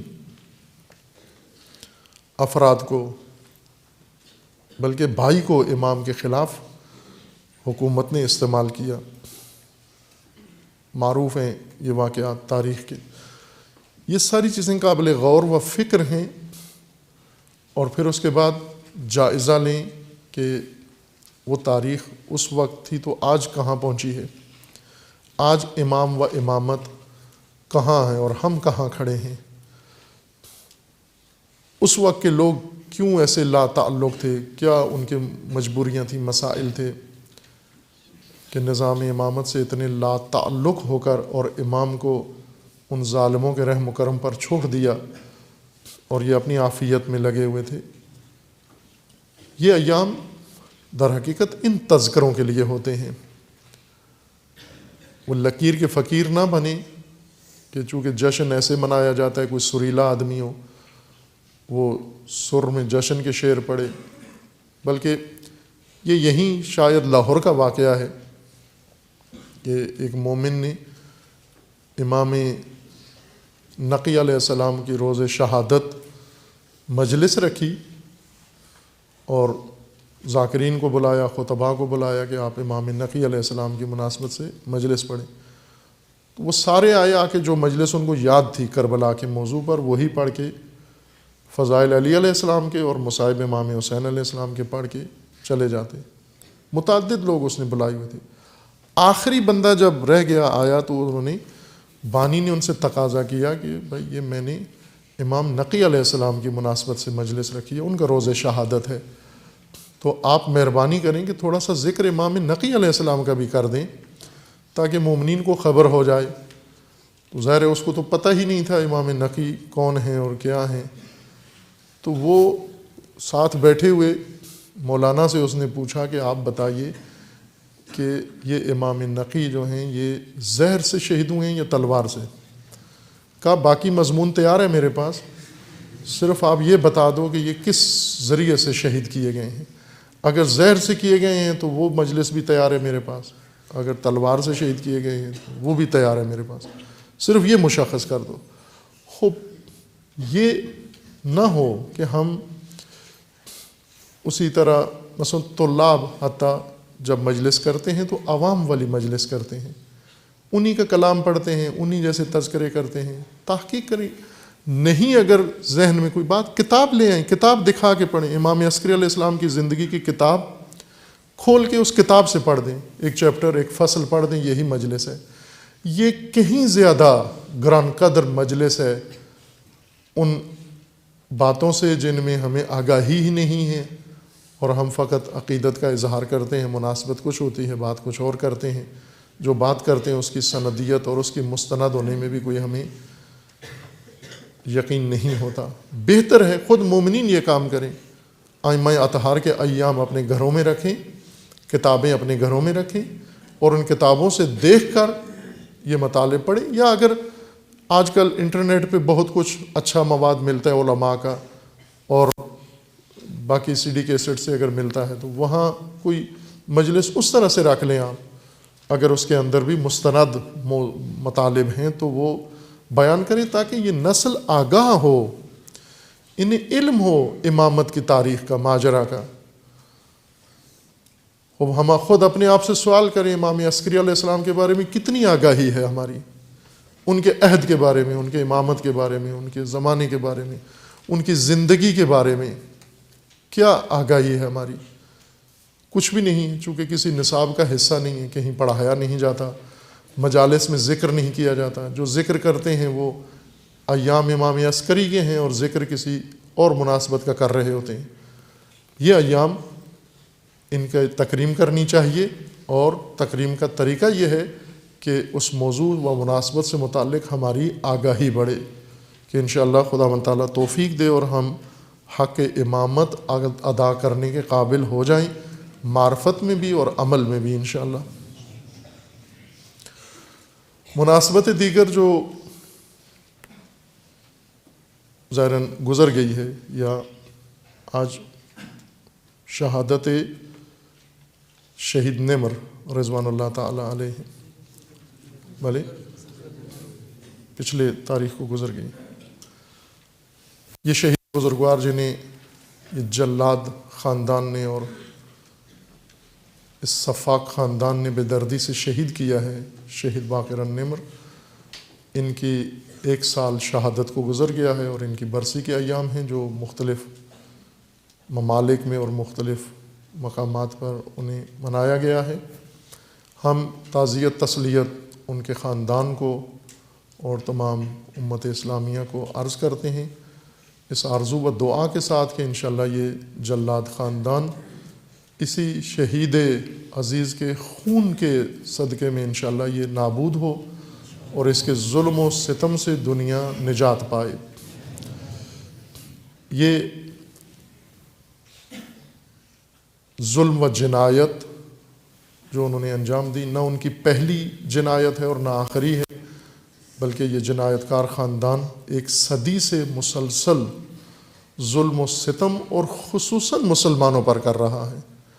اس نے غیر مسلم آج تک کسی کو نہیں چھیڑا، صرف مسلمانوں کے اوپر. کبھی سنی مسلمانوں کے اوپر ظلم اور کبھی شیعہ مسلمانوں کے اوپر. آپ تاریخ اگر پڑھیں تو اس نے سنی مسلمان زیادہ قتل کیے ہیں شیعہ مسلمانوں کی نسبت. یہی حجاز کو جو سعودی عرب بنایا، سعود کی اولاد کا ملک بنا دیا حجاز، اسلامی سرزمین کو خاندانی سرزمین بنانے میں لاکھوں مسلمانوں کو قتل کیا گیا، گلے کاٹے گئے، اور پھر یہ خاندان مسلط ہوا دولت و ثروت پر اور سرزمین پر اور حرمین پر، اور اسی طرح مسلسل اپنی ظلم و جنایت کی داستان کو جاری رکھے ہوئے ہے، جس میں سب سے خوفناک و ہولناک جنایت اس کی یمن کے اندر ہے، جہاں ابھی تک ہزاروں عورتیں اور بچے بے گناہ یہ شہید کر چکے ہیں اور پورے ملک کو ویران کر دیا ہے. ان کے مراکز علاج معالجے کے اسپتالوں کو اور شہری سہولتوں کے مراکز کو انہوں نے تباہ کر دیا ہے، نابود کر دیا ہے، اور ابھی تک جاری ہے یہ سلسلہ، اور اس میں ساتھ بھی ان کو دیا جا رہا ہے، ابھی تک جاری ہے. کسی نے مذمت تک نہیں کی بلکہ ساتھ دے رہے ہیں. سب سے زیادہ اسلحہ برطانیہ نے فروخت کیا ہے یمن کے ظلم و جنایت کے لیے، امریکہ نے فروخت کیا ہے، اور اس اندھی بمباری میں بے گناہ لوگ عام شہریوں کو شہید کر رہے ہیں. ہر روز سینکڑوں پروازیں کرتے ہیں جنگی جہازوں کے ذریعے، اور پورا ملک ویران و تباہ کر دیا ہے.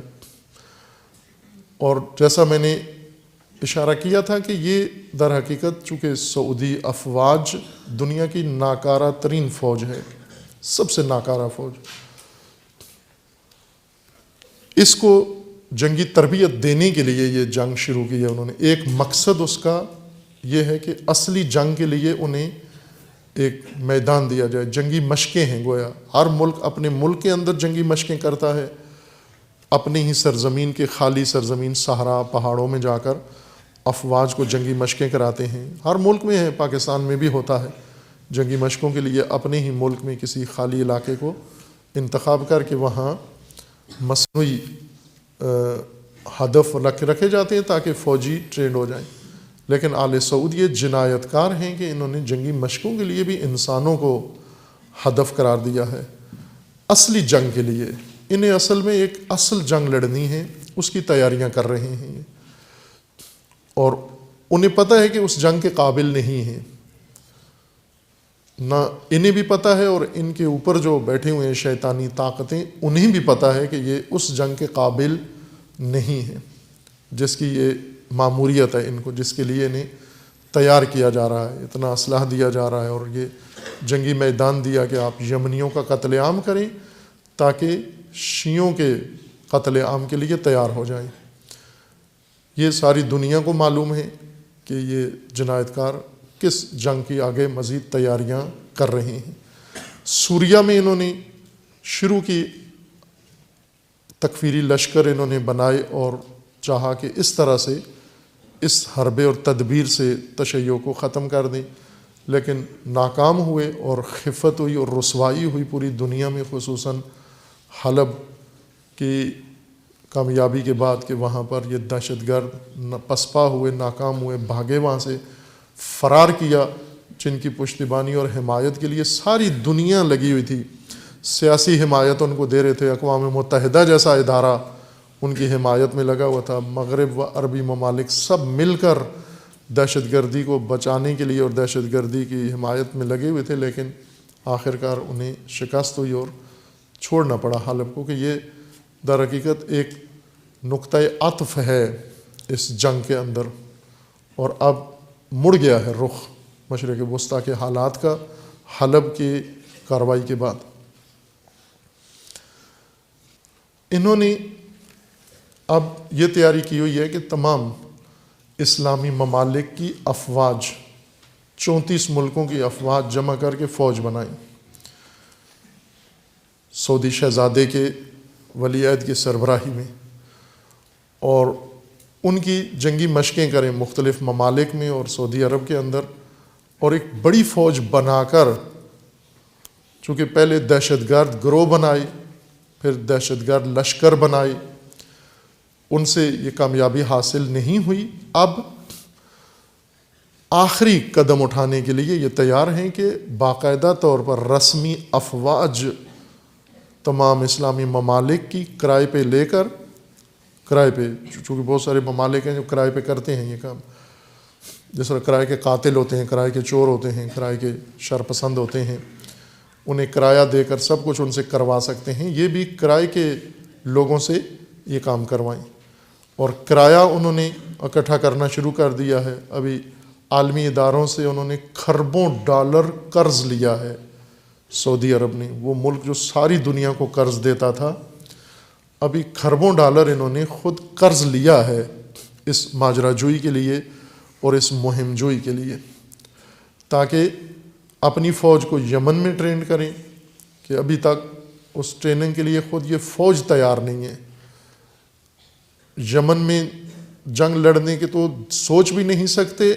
یمن کے 100 کلومیٹر بارڈر کے قریب قریب بھی ان کی فوج جانے کے لیے تیار نہیں ہے. گاڑیاں یا توڑ کے ٹکرا کے بھاگ آتے ہیں، یا سالم گاڑیاں چھوڑ کے وہاں سے بھاگ آتے ہیں. یہ سارا وہ یمنیوں کے ہاتھ لگ جاتا ہے. اس لیے انہوں نے کرائے کی فوج سے یہ سارا کام لینا شروع کر دیا ہے، اور مدت تک اس کو انہوں نے پلاننگ میں رکھا، اور اب عملی کرنے اس کو جا رہے ہیں. ظاہر ہے، بظاہر اس کا نام رکھا ہے کہ دہشت گردی کے خلاف. دہشت گردی پروان چڑھانے والا ملک، دہشت گردی کی بنیاد ڈالنے والا خاندان، دہشت گردی کے خلاف افواج کرائے پہ لے کے، تو معلوم ہے انہوں نے اعلان بھی کیا ہے کہ دہشت گرد کون ہیں. اس نے حزب اللہ کو کہا ہے دہشت گرد. حزب اللہ دہشت گرد ہے، اور انصار یمن میں، انصار حزب اللہ یہ دہشت گرد ہیں. ایران دہشت گردی کی حمایت کرتا ہے، پناہ گاہ ہے، بس یہ دہشت گرد ہیں، یعنی شیعہ. تو اس کے لیے یہ افواج تیار کر رہے ہیں. لیکن یہ خام خیالی ہے ان کی، یہ ایک نادانی و حماقت ہے کہ پیسے کے گھمنڈ میں اور ڈالروں کے چکر میں گمان یہ کر رہے ہیں کہ یہ زمانہ گویا وہ چنگیز خان کا زمانہ ہے یا اسکندر کا زمانہ ہے، کہ فوجیں کرائے پہ لے کے چڑھائی کر کے اور ممالک کو تسخیر کر لیں گے. اب آپ سوریہ میں ایک حلب شہر نہیں قائم رہ سکے، وہاں پر سارے مل کر بھی جتنے شیاطین تھے خطے کے اور باہر کے، یہ سب مل کر بھی آپ نہیں قائم رہ سکے وہاں پر. تو آپ اس سے بڑی بڑی سوچ رہے ہو کہ اندھے کو اندھیرے میں بہت دور کی سوجی، کہ باہر کیف جنگ ویرانگر ہے، کوئی خواہاں نہیں ہوتا جنگ کا. لیکن اگر یہ جنگ ہوتی ہے خدا نخواستہ جس کی تیاریاں کر رہے ہیں، تو یہی جنگ ان کی نابودی کا سبب بن جائے گی. یہ قدم اگر یہ اٹھاتے ہیں تو یہی جنگ ان کی نابودی کا سبب بن جائے گی. چونکہ کرائے کے فوجی کبھی بھی کرائے پہ اتنا نہیں لڑتے کہ اپنے بچوں کو یتیم کر دیں. وہ کرائے کے لیے ہی لڑتے ہیں. جب تک زندہ ہیں کرایہ ان کے کام آتا ہے، مرنے کے بعد کرایہ کام نہیں آتا. اس لیے ان پر یہ بھروسہ نہیں کر سکتے اگرچہ کتنے ہی ماہر کیوں نہ ہوں. اور پھر یہ ایک جھانسا ہے. اس وقت سب سے عرب ممالک میں سب سے زیادہ تلخ کشیدہ حالات، تعلقات سعودی عرب اور مصر کے ہیں. مصری حکومت، موجودہ جنرل سیسی کی حکومت اس وقت آل سعود کے مقابلے میں ہے، چونکہ مصر خواہاں ہے لیڈرشپ کا. عرب ممالک کی قیادت مصر کو حاصل رہی ہے، اور مصر طاقتور ملک رہا ہے، سیاست میں پختہ رہا ہے. مصر کا ایک اپنا کردار ہے، خصوصاً عرب نجات پرستی میں، عرب قوم پرستی میں مصر نے اہم کردار ادا کیا ہے. جمال عبد الناصر جو ان کا معروف عالمی شہرت یافتہ لیڈر ہے، اس نے مصریوں کے اندر یہ احساس پیدا کیا کہ انہیں قیادت کرنی ہے پورے عرب دنیا کی، اور مقابلے میں آل سعود ہیں، یہ بھی عرب دنیا کی قیادت، پوری اسلامی دنیا کی قیادت کا گھمنڈ نشہ ان کو چڑھا ہوا ہے. اب مصر انہوں نے اپنی ان 34 ممالک کی افواج میں مصر کو سر فہرست رکھا ہوا تھا، اور مصر کو اپنا ہم نوا بنانے کے لیے اور مصر کو کرائے پہ ہائر کرنے کے لیے انہوں نے دورہ بھی کیا سعودی بادشاہ نے مصر کا، اور وہاں پر ان کو عجیب و غریب قسم کے تخیلاتی وعدے دیے کہ مصر اور سعودی عرب کے درمیان سمندر قائم حائل ہے، اور انہوں نے کہا کہ ہم اس سمندر پہ پل بنائیں گے، سمندر پہ پل بنائیں گے، یعنی کئی 100 کلومیٹر کا پل بنائیں گے تاکہ مصر اور ان کو آپس میں جوڑ دیں، اور اس طرح مصر کو قرضے دینے کے لیے کھربوں ڈالر قرضے دینے کا وعدہ کیا، اور کیا کیا کیا۔ بہرکیف مصر میں ان کے خلاف شدید نفرت پائی جاتی ہے، شروع سے ان دونوں ممالک میں ایک دوسرے کے خلاف نفرت ہے۔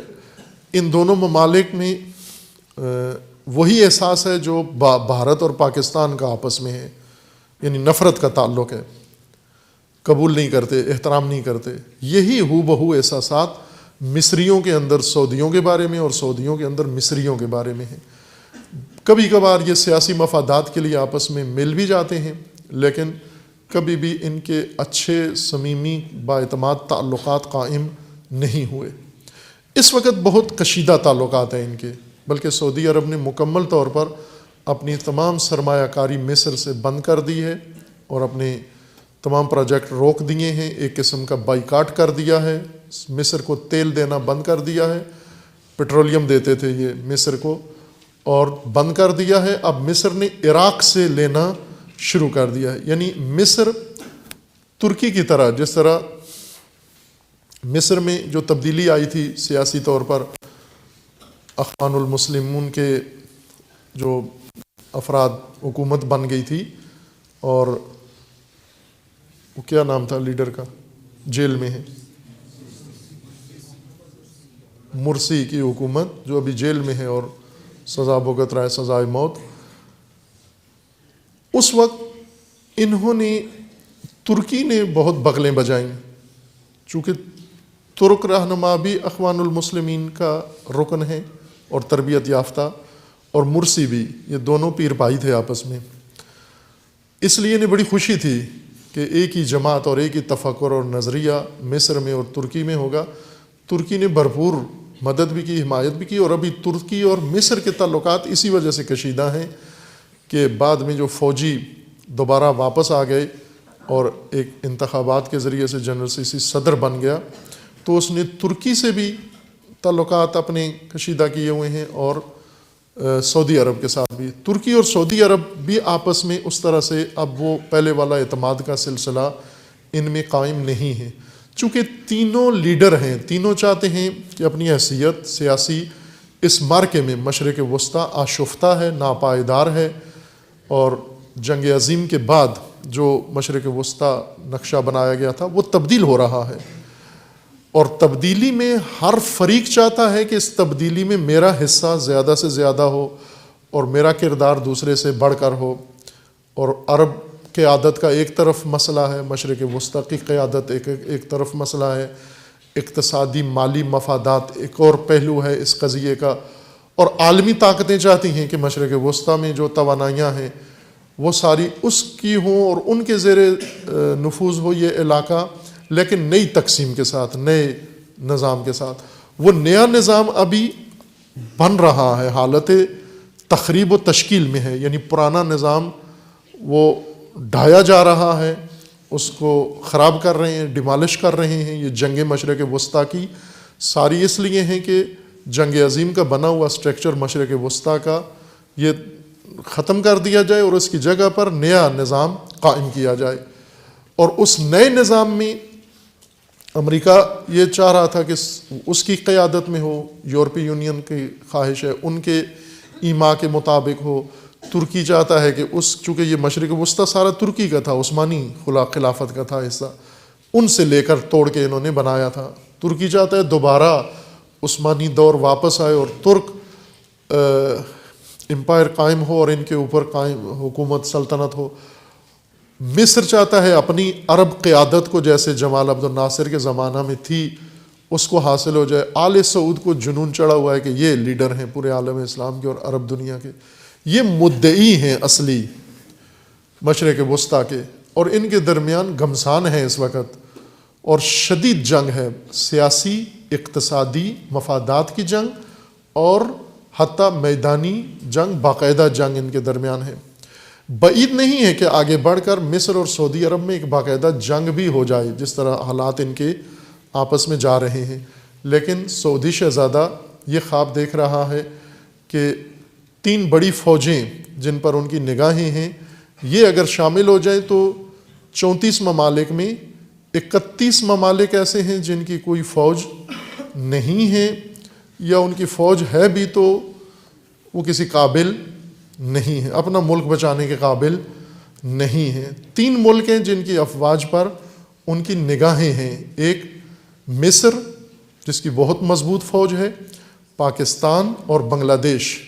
یہ 3 ملک ہیں جن کے پاس باقاعدہ پروفیشنل فوج ہے، دنیا کی بہترین افواج میں سے ان تینوں کے پاس افواج ہیں۔ نفری بھی ہے چونکہ آبادی والے ملک ہیں، لیکن باقی ممالک کی افواج میں یہ دمخم نہیں ہے، وہ صرف عدد پورا کرنے کے لیے ہیں 34، وہ 31 جو ہیں وہ عدد پورا کرنے کے لیے، اصل بھروسہ ان 3 کے اوپر ہے۔ خوب ان 3 میں بنگلہ دیش نے، کیونکہ بنگلہ دیش ایک مفاد پرست ملک ہے، اقتصادی مفادات کے لیے وہ سیاسی اقدام نہیں کرتا، دنیا کے بحرانوں میں شریک نہیں ہوتا، اپنے ملک کی اقتصادی ترقی پر اس کا زور ہے اور کامیاب بھی ہے۔ اس وقت بنگلہ دیش ترقی پذیر ممالک میں سر فہرست آ گیا ہے، یعنی غریب ملک اب غربت سے نکل کر اپنی اقتصاد کو ترقی دے کر اب دنیا کے بہت ساری سرمایہ گزاری کا مرکز بن گیا ہے، اور اس کی ایکسپورٹ دنیا کے اندر دوسرے ملکوں سے زیادہ بڑھ گئی ہیں، اس کا اقتصادی رشد کا تناسب بہت بہترین ہے، اور اگر چند سال اور اس کو موقع ملتے ہیں تو وہ ایک بہت مضبوط اقتصاد میں تبدیل ہو جائے گا بنگلہ دیش۔ اس لیے وہ کوئی ایسا رسک نہیں لینا چاہتا جس سے اس کے اس اقدام کو خطرہ ہو، لیکن مصر کے ساتھ ان کے تعلقات کشیدہ ہیں، ساری ان کی توقع پاکستان سے ہے۔ پاکستان کے لیے ایک نامناسب خبر یہ آئی ہے کہ جو ابھی میڈیا کے اندر گردش کر رہی ہے کہ پاکستانی فوج کے سابقہ سربراہ جو ریٹائرڈ ہوئے ہیں وہ انہوں نے ہائر کر لیے ہیں اسی عالمی فوج کے لیے، 34 ممالک کی فوج کے لیے، اور وہ اب اس کی قیادت سنبھالیں گے۔ باقاعدہ اعلان نہیں ہوا لیکن خبروں میں یہ بات گردش کر رہی ہے۔ جو باہر کے اس پر کیا اثر ہوگا، وہ فوج کیا کرے گی ان کی سربراہی میں، وہ تو معلوم ہے کہ جیسا حلب میں معلوم ہو گیا اور باقی جگہوں پر بھی معلوم ہے کہ یہ کیا کر سکیں گے، لیکن سب سے زیادہ ضرر اس میں پاکستان کا ہے کہ پاکستان ایک ایسے ملک کے اہداف، جس کے اہداف فقط خراب کارانہ ہیں، تخریبی ہیں، جس نے پاکستان میں بھی دہشت گردی سعودی عرب نے کرائی ہے، پوری دنیا میں کرائی ہے، اور ہر بڑا خونخوار لشکر انہوں نے بنایا ہے، اس کے ساتھ ملنا اور اس کا تعاون کرنا اس کے ساتھ، یہ پاکستان کے وقار کے لیے، پاکستان کی قوم اور ملک کے وقار کے لیے مناسب نہیں ہے کہ یہ ننگ پاکستان کے نام آئے۔ پاکستان کی خاطر کسی پاکستانی کو نہیں کرنا چاہیے یہ اقدام کہ ان کے ننگین شرمناک کاموں میں پاکستان کسی سطح پر بھی داخل نہ ہو، انوالو نہ ہو۔ یہ خدا کرے جھوٹ ہو جو کچھ خبروں میں نشر ہو رہا ہے، اور عملاً ایسے نہ ہو، چونکہ یہ کسی لحاظ سے بھی پاکستان کے نفع میں نہیں ہے کہ اگر پاکستانی آل سعود کے اعلیٰ بن کر چڑھائی کرتے ہیں، چونکہ آل سعود نے دہشت گردی کے خلاف یہ لشکر بنایا ہے، یہ فوج، اور دہشت گرد بھی اس نے مشخص کر دیے ہیں، کون ہیں؟ حزب اللہ ہے، ایران ہے، اور یمن میں انصار ہیں، حوثی ہیں، عراق میں شیعہ ہیں، یہ اس کے دہشت گرد ہیں، یعنی جہاں بھی شیعہ دنیا میں پایا جاتا ہے وہ دہشت گرد ہے، اور یہ 34 ممالک ان کی طرف جائیں گے تو ظاہر ہے یہ پاکستان کے لیے مناسب نہیں ہے۔ پاکستان اپنے آپ کو اس خاندان کے ساتھ نہ جوڑے اور ان کے اس حرکتوں میں شامل نہ ہو، یہ کسی لحاظ سے بھی پاکستانی قوم ملک کے شایان نشان نہیں ہے کہ یہ کردار پاکستان کو دیا جائے۔ جس طرح مصر اپنی مفادات کی خاطر، پاکستان خود کیوں قیادت کا مدعی نہیں بنتا؟ پاکستان تو زیادہ تمام اسلامی ممالک میں سے اس وقت عسکری لحاظ سے پاکستان طاقتور ہے چونکہ ایٹمی طاقت ہے، تنہا اسلامی ملک ہے جو ایٹمی طاقت ہے، تو حق تو اس کا بنتا ہے کہ یہ قیادت کرے۔ یہ اعلی کار کیوں بنتا ہے؟ یہ کرائے پہ ان کے ساتھ کیوں جاتے ہیں؟ یہ خود مدعی ہوں کہ ہم ہیں قائد، ہماری فوج میں ہو تم، ہماری پرچم کے نیچے ہو، ہماری کمان میں ہو تم سارے، چونکہ ایٹمی طاقت ہم ہیں جو امریکہ کیوں ساری دنیا کا فن خان بنا ہوا ہے؟ چونکہ ایٹمی طاقت ہے۔ روس کی کیوں بات چلتی ہے ساری دنیا میں؟ چونکہ ایٹمی طاقت ہے۔ چائنا کیوں اپنی بات منواتا ہے؟ چونکہ ایٹمی طاقت ہے۔ وہ ہم بھی ایٹمی طاقت ہیں۔ اگر ایٹمی طاقت ہونے سے عالمی طاقت بن سکتے ہو تو بنو، یہ تو ہتھیار پاکستان کے پاس ہے۔ پاکستان خود مدعی بن جائے کہ قائد ہم ہیں اسلامی دنیا کے، اور ساری اسلامی دنیا ہماری تابعداری کرے، ہمارے پیچھے چلے، ہم فیصلے کریں۔ اگر بہت شوق ہے تو خود پرچم قیادت کا اٹھا لیں دوسروں کے اعلی کار بننے کے بجائے، اور وہ آپ کو جس سمت میں لگائیں گے وہ بھی ہدف ان کا معلوم ہے کہ وہ تشیع کی طرف ان کا اور کوئی ہم و غم نہیں ہے۔ خربوں ڈالر قرضہ انہوں نے عالمی طاقتوں سے لے کر یہ فوج بنانا، اور اس کے لیے ظاہر سی بات ہے کہ 31 ممالک کی فوج ہی نہیں ہے، اس میں ایسے ممالک ہیں، مائکرو ممالک ان کو کہتے ہیں، مائکرو کنٹری ان کو کہتے ہیں جن کو مائکروسکوپ سے ڈھونڈنے سے ملتے ہیں، وہ ٹیلیسکوپ سے بھی نظر نہیں آتے، معمولی آنکھ سے نظر نہیں آتے، مائکروسکوپ سے نظر آتے ہیں، وہ سارے شامل ہیں 34 ممالک میں۔ ان کے برابر پاکستان بھی ہو تو یہ تو خود پاکستان کے شرف کے لیے مناسب نہیں ہے یہ کام۔ اور خود پاکستان ظاہر ہے جن ممالک میں آل سعود مداخلت کریں گے پاکستان کا نام بھی آئے گا، وہ ممالک پھر یوں تو نہیں کہ نہیں کریں گے، جوابی کارروائی نہیں کریں گے۔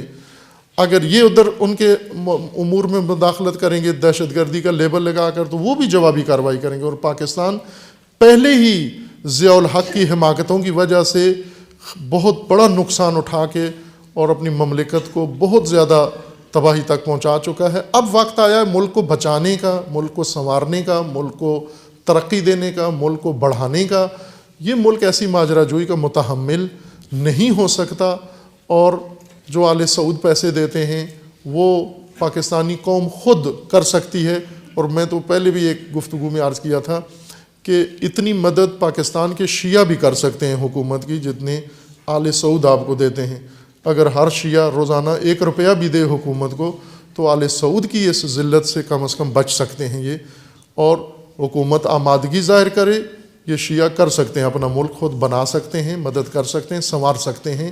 یہ کام نہیں ہے مناسب ہمارے لیے کہ ہمارے ملک کے افراد کسی بھی حیثیت سے، سیاستدان ہوں یا مسلح افواج ہوں یا اور کوئی حیثیت ہو ان کی، ڈپلومیٹ ہوں، وہ ان عالمی بحرانوں میں، جنایتوں میں ان کا نام نہیں آنا چاہیے۔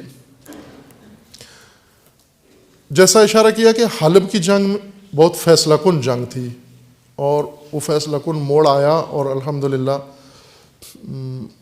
جنگ کا پانسہ پلٹ گیا ہے۔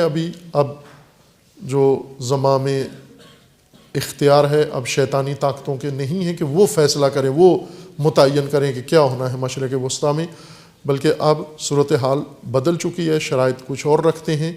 بہرکیف یہ ماجرا ابھی جاری ہے، اور اس کے اثرات ابھی پڑنے ہیں، خطے کے اوپر پڑ بھی رہے ہیں، اور جلدی ہی توقع ہے کہ انشاءاللہ سوریہ کے اندر ایک مثبت اب مذاکراتی عمل شروع ہونے کے قریب لگ رہا ہے۔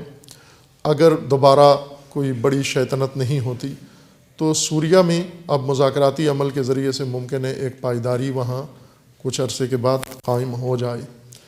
عراق میں بہت ہی سست کارروائی جاری ہے موصل کی آزادی کے لیے، انتہائی سست رفتاری کے ساتھ، کچھوے کی رفتار سے، اور وہ وجہ پہلے بیان کی ہے کہ کیوں سست رفتاری ہے۔ درحالی کہ اس قسم کے آپریشن یا حملے برکاسا ہونے چاہیے، جیسے حلب میں ہوا۔ سست رفتاری دشمن کے نفع میں ہوتی ہے، لیکن موصل میں پیچیدگی ہے جو حلب میں نہیں تھی۔ وہ پیچیدگی یہ ہے کہ موصل کے کارروائی میں حشد الشعبی سے ڈرتے ہیں سب، کہ حشد الشعبی یعنی عوامی فوج، عوامی فورس جو عراق کی شیعہ آبادی اور کچھ اہل سنت نے مل کر عوامی فورس بنائی ہے، بسیج بنائی ہے، اور اس وجہ سے ان سے خوفزدہ ہیں، چونکہ حشد الشعبی کی کمان یا قیادت وہ سمجھتے ہیں کہ ولی فقیہ کے اختیار میں ہے یا ایران کے اختیار میں ہے، اور ایرانی جرنیل یا کمانڈر اس کے اوپر ہو، اور اس میں صداقت بھی ہے، یہ کوئی جھوٹ نہیں ہے، نہ وہ چھپاتے ہیں، ایسا ہی ہے ان کا اثر رسوخ، شاید بنانے والے بھی یہی ہیں، بلکہ یقیناً یہی ہیں، اور ان کے اوپر سرمایہ کاری بھی انہی کی ہے، اور اسی سے وہ ڈرتے ہیں۔ نہ صرف دشمن داعش ڈرتے ہیں بلکہ سارے فریق ڈرتے ہیں حشد شعبی سے، اور بعض حتیٰ خود شیعہ نام نہاد بھی ایسے ہیں جو یہ کہتے ہیں کہ داعش بہتر ہے ان سے، حشد شعبی سے، یعنی ولایت فقیہ کے تحت جو فورس ہے اس سے داعش بہتر ہے، کہ وہ موصل پہ قابض رہیں بے شک، عراق پر یہ نہ آئیں، یہ بدتر ہیں ہمارے لیے۔ جن کا تعلق امریکہ سے ہے یا جن کا دیگر طاقتوں سے ساتھ گٹھ جوڑ ہے، نام نہاد شیعہ ہیں، وہ اس طرح کی سوچ بھی رکھتے ہیں، اس لیے حشد شعبی کو کھلا میدان نہیں دے رہے، شامل رکھا ہوا ہے ساتھ دباؤ کی وجہ سے، چونکہ اب انہیں حشد شعبی کی اتنی طاقت ہے کہ اب انہیں نہ یہ بالکل لا تعلق رکھ سکتے ہیں، اور دوسری طرف سے انہیں میدان دینے سے بھی ڈرتے ہیں۔ اگر انہیں میدان دے دیں تو موصل حلب سے بھی زیادہ جلدی آزاد ہو سکتا ہے، لیکن یہ وہاں کے موجودہ مقامی جو پیچیدگی حالات کے اندر پیدا ہو گئی ہے اس کا شکار ہے۔ ہماری دعا ہے کہ خداوند تعالیٰ انشاءاللہ ان کو عقل و شعور دے، اور اس صفاق لشکر کو صفائے ہستی سے محو ہونے کے لیے اس فوج کو اور اس فورس کو موقع دیں انشاءاللہ۔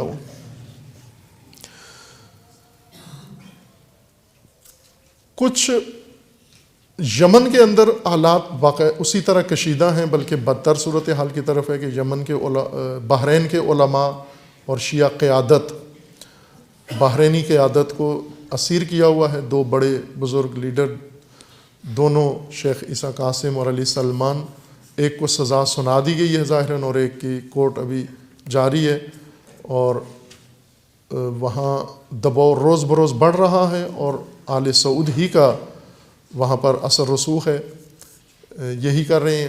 ایک خطرناک کام ان کا یہ ہے کہ بحرین میں آل سعود کی حکمت عملی یہ ہے کہ بحرین میں جو شیعہ آبادی کا تناسب ہے اسے ختم کیا جائے، چونکہ اکثریت میں ہیں، 80% کے قریب ہیں شیعہ، انہیں ختم کر کے اور آبادی کا تناسب الٹ کر دیا جائے، کہ 20% شیعہ ہوں یا بالکل ہی نہ ہوں، اور باقی سارے دوسرے فرقے مذاہب یا عوام ہوں۔ کچھ عرب قبائل سعودی عرب کے وہاں جا کے آباد کر رہے ہیں، کچھ دیگر ممالک سے لوگوں کو لا کر، پاکستان بنگلہ دیش سے لا کر، نیشنلٹی تنہا عرب ملک ہے جو شہریت بھی دیتا ہے، اور کوئی عرب ملک 100 سال 1000 سال بھی رہیں ان کے اندر تو شہریت نہیں دیتے کسی کو، لیکن بحرین میں مسلسل انہیں نیشنلٹی، ملازمت سے پہلے نیشنلٹی دیتے ہیں، بعد میں ملازمت دیتے ہیں۔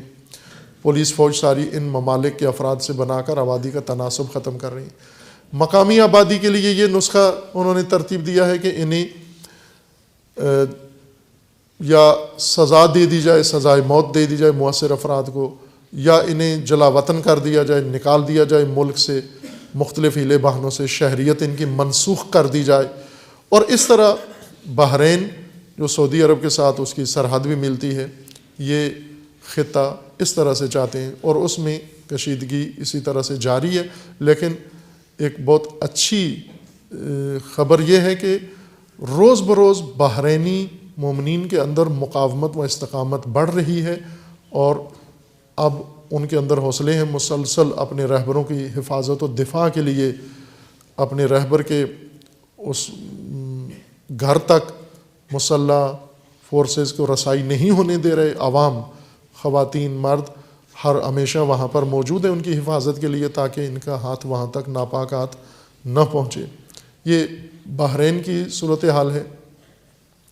پاکستان میں بھی چونکہ اثر رسوخ ہے آل سعود کا، اس کے مشابہ حکمت عملی کبھی کبھار نظر آتی ہے، اس کے آثار، اور ان میں سے ایک تازہ ترین جو نظر آ رہی ہے وہ یہ کہ قبائلی علاقوں میں جہاں سارے قبائل ہیں اور قبائلی قوانین ہیں وہاں شیعہ آبادیوں سے حفاظتی اقدامات جو انہوں نے اپنی حفاظت کے لیے کیے ہوئے تھے، جو قبائلی علاقے کا لازمہ ہے اور وہاں کی ضرورت ہے، اس کو حکومتی سطح پر ان سے لیا جا رہا ہے، اسلحہ لیا جا رہا ہے، اور حفاظتی سارے ان کے جو اقدامات ہیں یا وسائل ہیں وہ حکومت ان سے لے رہی ہے اور ان پر دباؤ ڈال رہی ہے کہ یہ بہت ہی خطرناک کام ہے، یا پورا علاقہ غیر مسلح کیا جائے اور اس میں کوئی سیاسی عمل شروع کیا جائے، سب کے ساتھ ایک جیسا سلوک ہو۔ فقط یہ چن کے شیعہ آبادی کے ساتھ یہ سلوک ہونا، یہ کسی بڑے حادثے یا کسی آئندہ ہونے والے کسی بڑے واقعے کا اس میں اشارہ ملتا ہے کہ خدا بچائے انشاءاللہ ان مومنین کی حفاظت فرمائے۔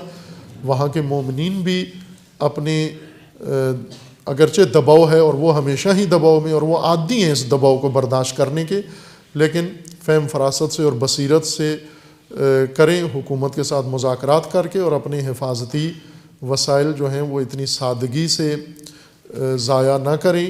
یہ نہ ہو کہ جو ہی یہ ان سے سب کچھ لے لیں اور ادھر سے لشکر دائیں بائیں بیٹھے ہوئے طالبان کے اور داعش کے اور القاعدہ کے اور مختلف گروہ، چونکہ محاصرے میں ہے، شیعہ پٹی ہے، چھوٹی چھوٹی پٹیاں ہیں شیعہ، بڑا علاقہ نہیں ہے شیعہ کوئی بھی قبائلی علاقوں میں۔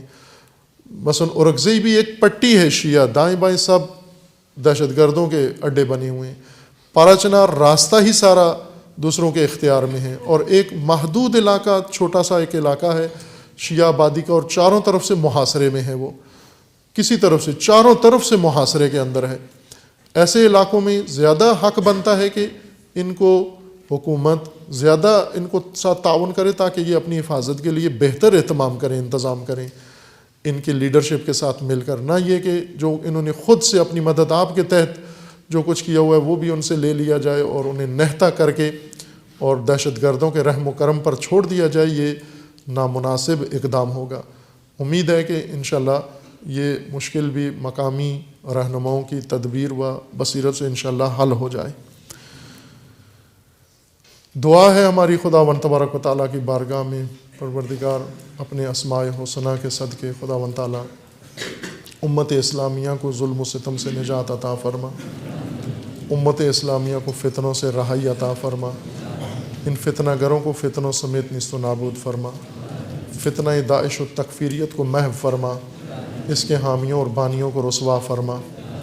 خداوند بحق محمد و آل محمد، حزب اللہ و دیگر برسر پیکار مجاہدین کو پروردگارہ کامیابی عطا فرما، سید مقاومت سید حسن نصر اللہ کی حفاظت فرما، رہبر معظم انقلاب اسلامی کا سایہ دراز فرما، انقلاب اسلامی کو دشمنوں کے شر سے محفوظ فرما، انقلاب اسلامی کو انقلاب امام زمن سے متصل فرما، مملکت پاکستان کی حفاظت فرما، اس ملک کو اندرونی بیرونی دشمنوں کے شر سے محفوظ فرما، ملک کے اندر امن و امان قائم فرما، اس ملک کے اندر دہشت گردی، فرقہ واریت، فتنہ و فساد اور نفاق پھیلانے والوں کو نیست و نابود فرما، ان کے حامیوں اور بانیوں کو رسوا فرما، اپنے ولی حق ولی اللہ العظم اجل اللہ تعالی فرج و شریف کا جلد از جلد ظہور فرما، ہمیں حضرت کے اعوان و انصار میں سے ہونے کی توفیق عطا فرما۔ صلوات پڑھیے محمد علیہ۔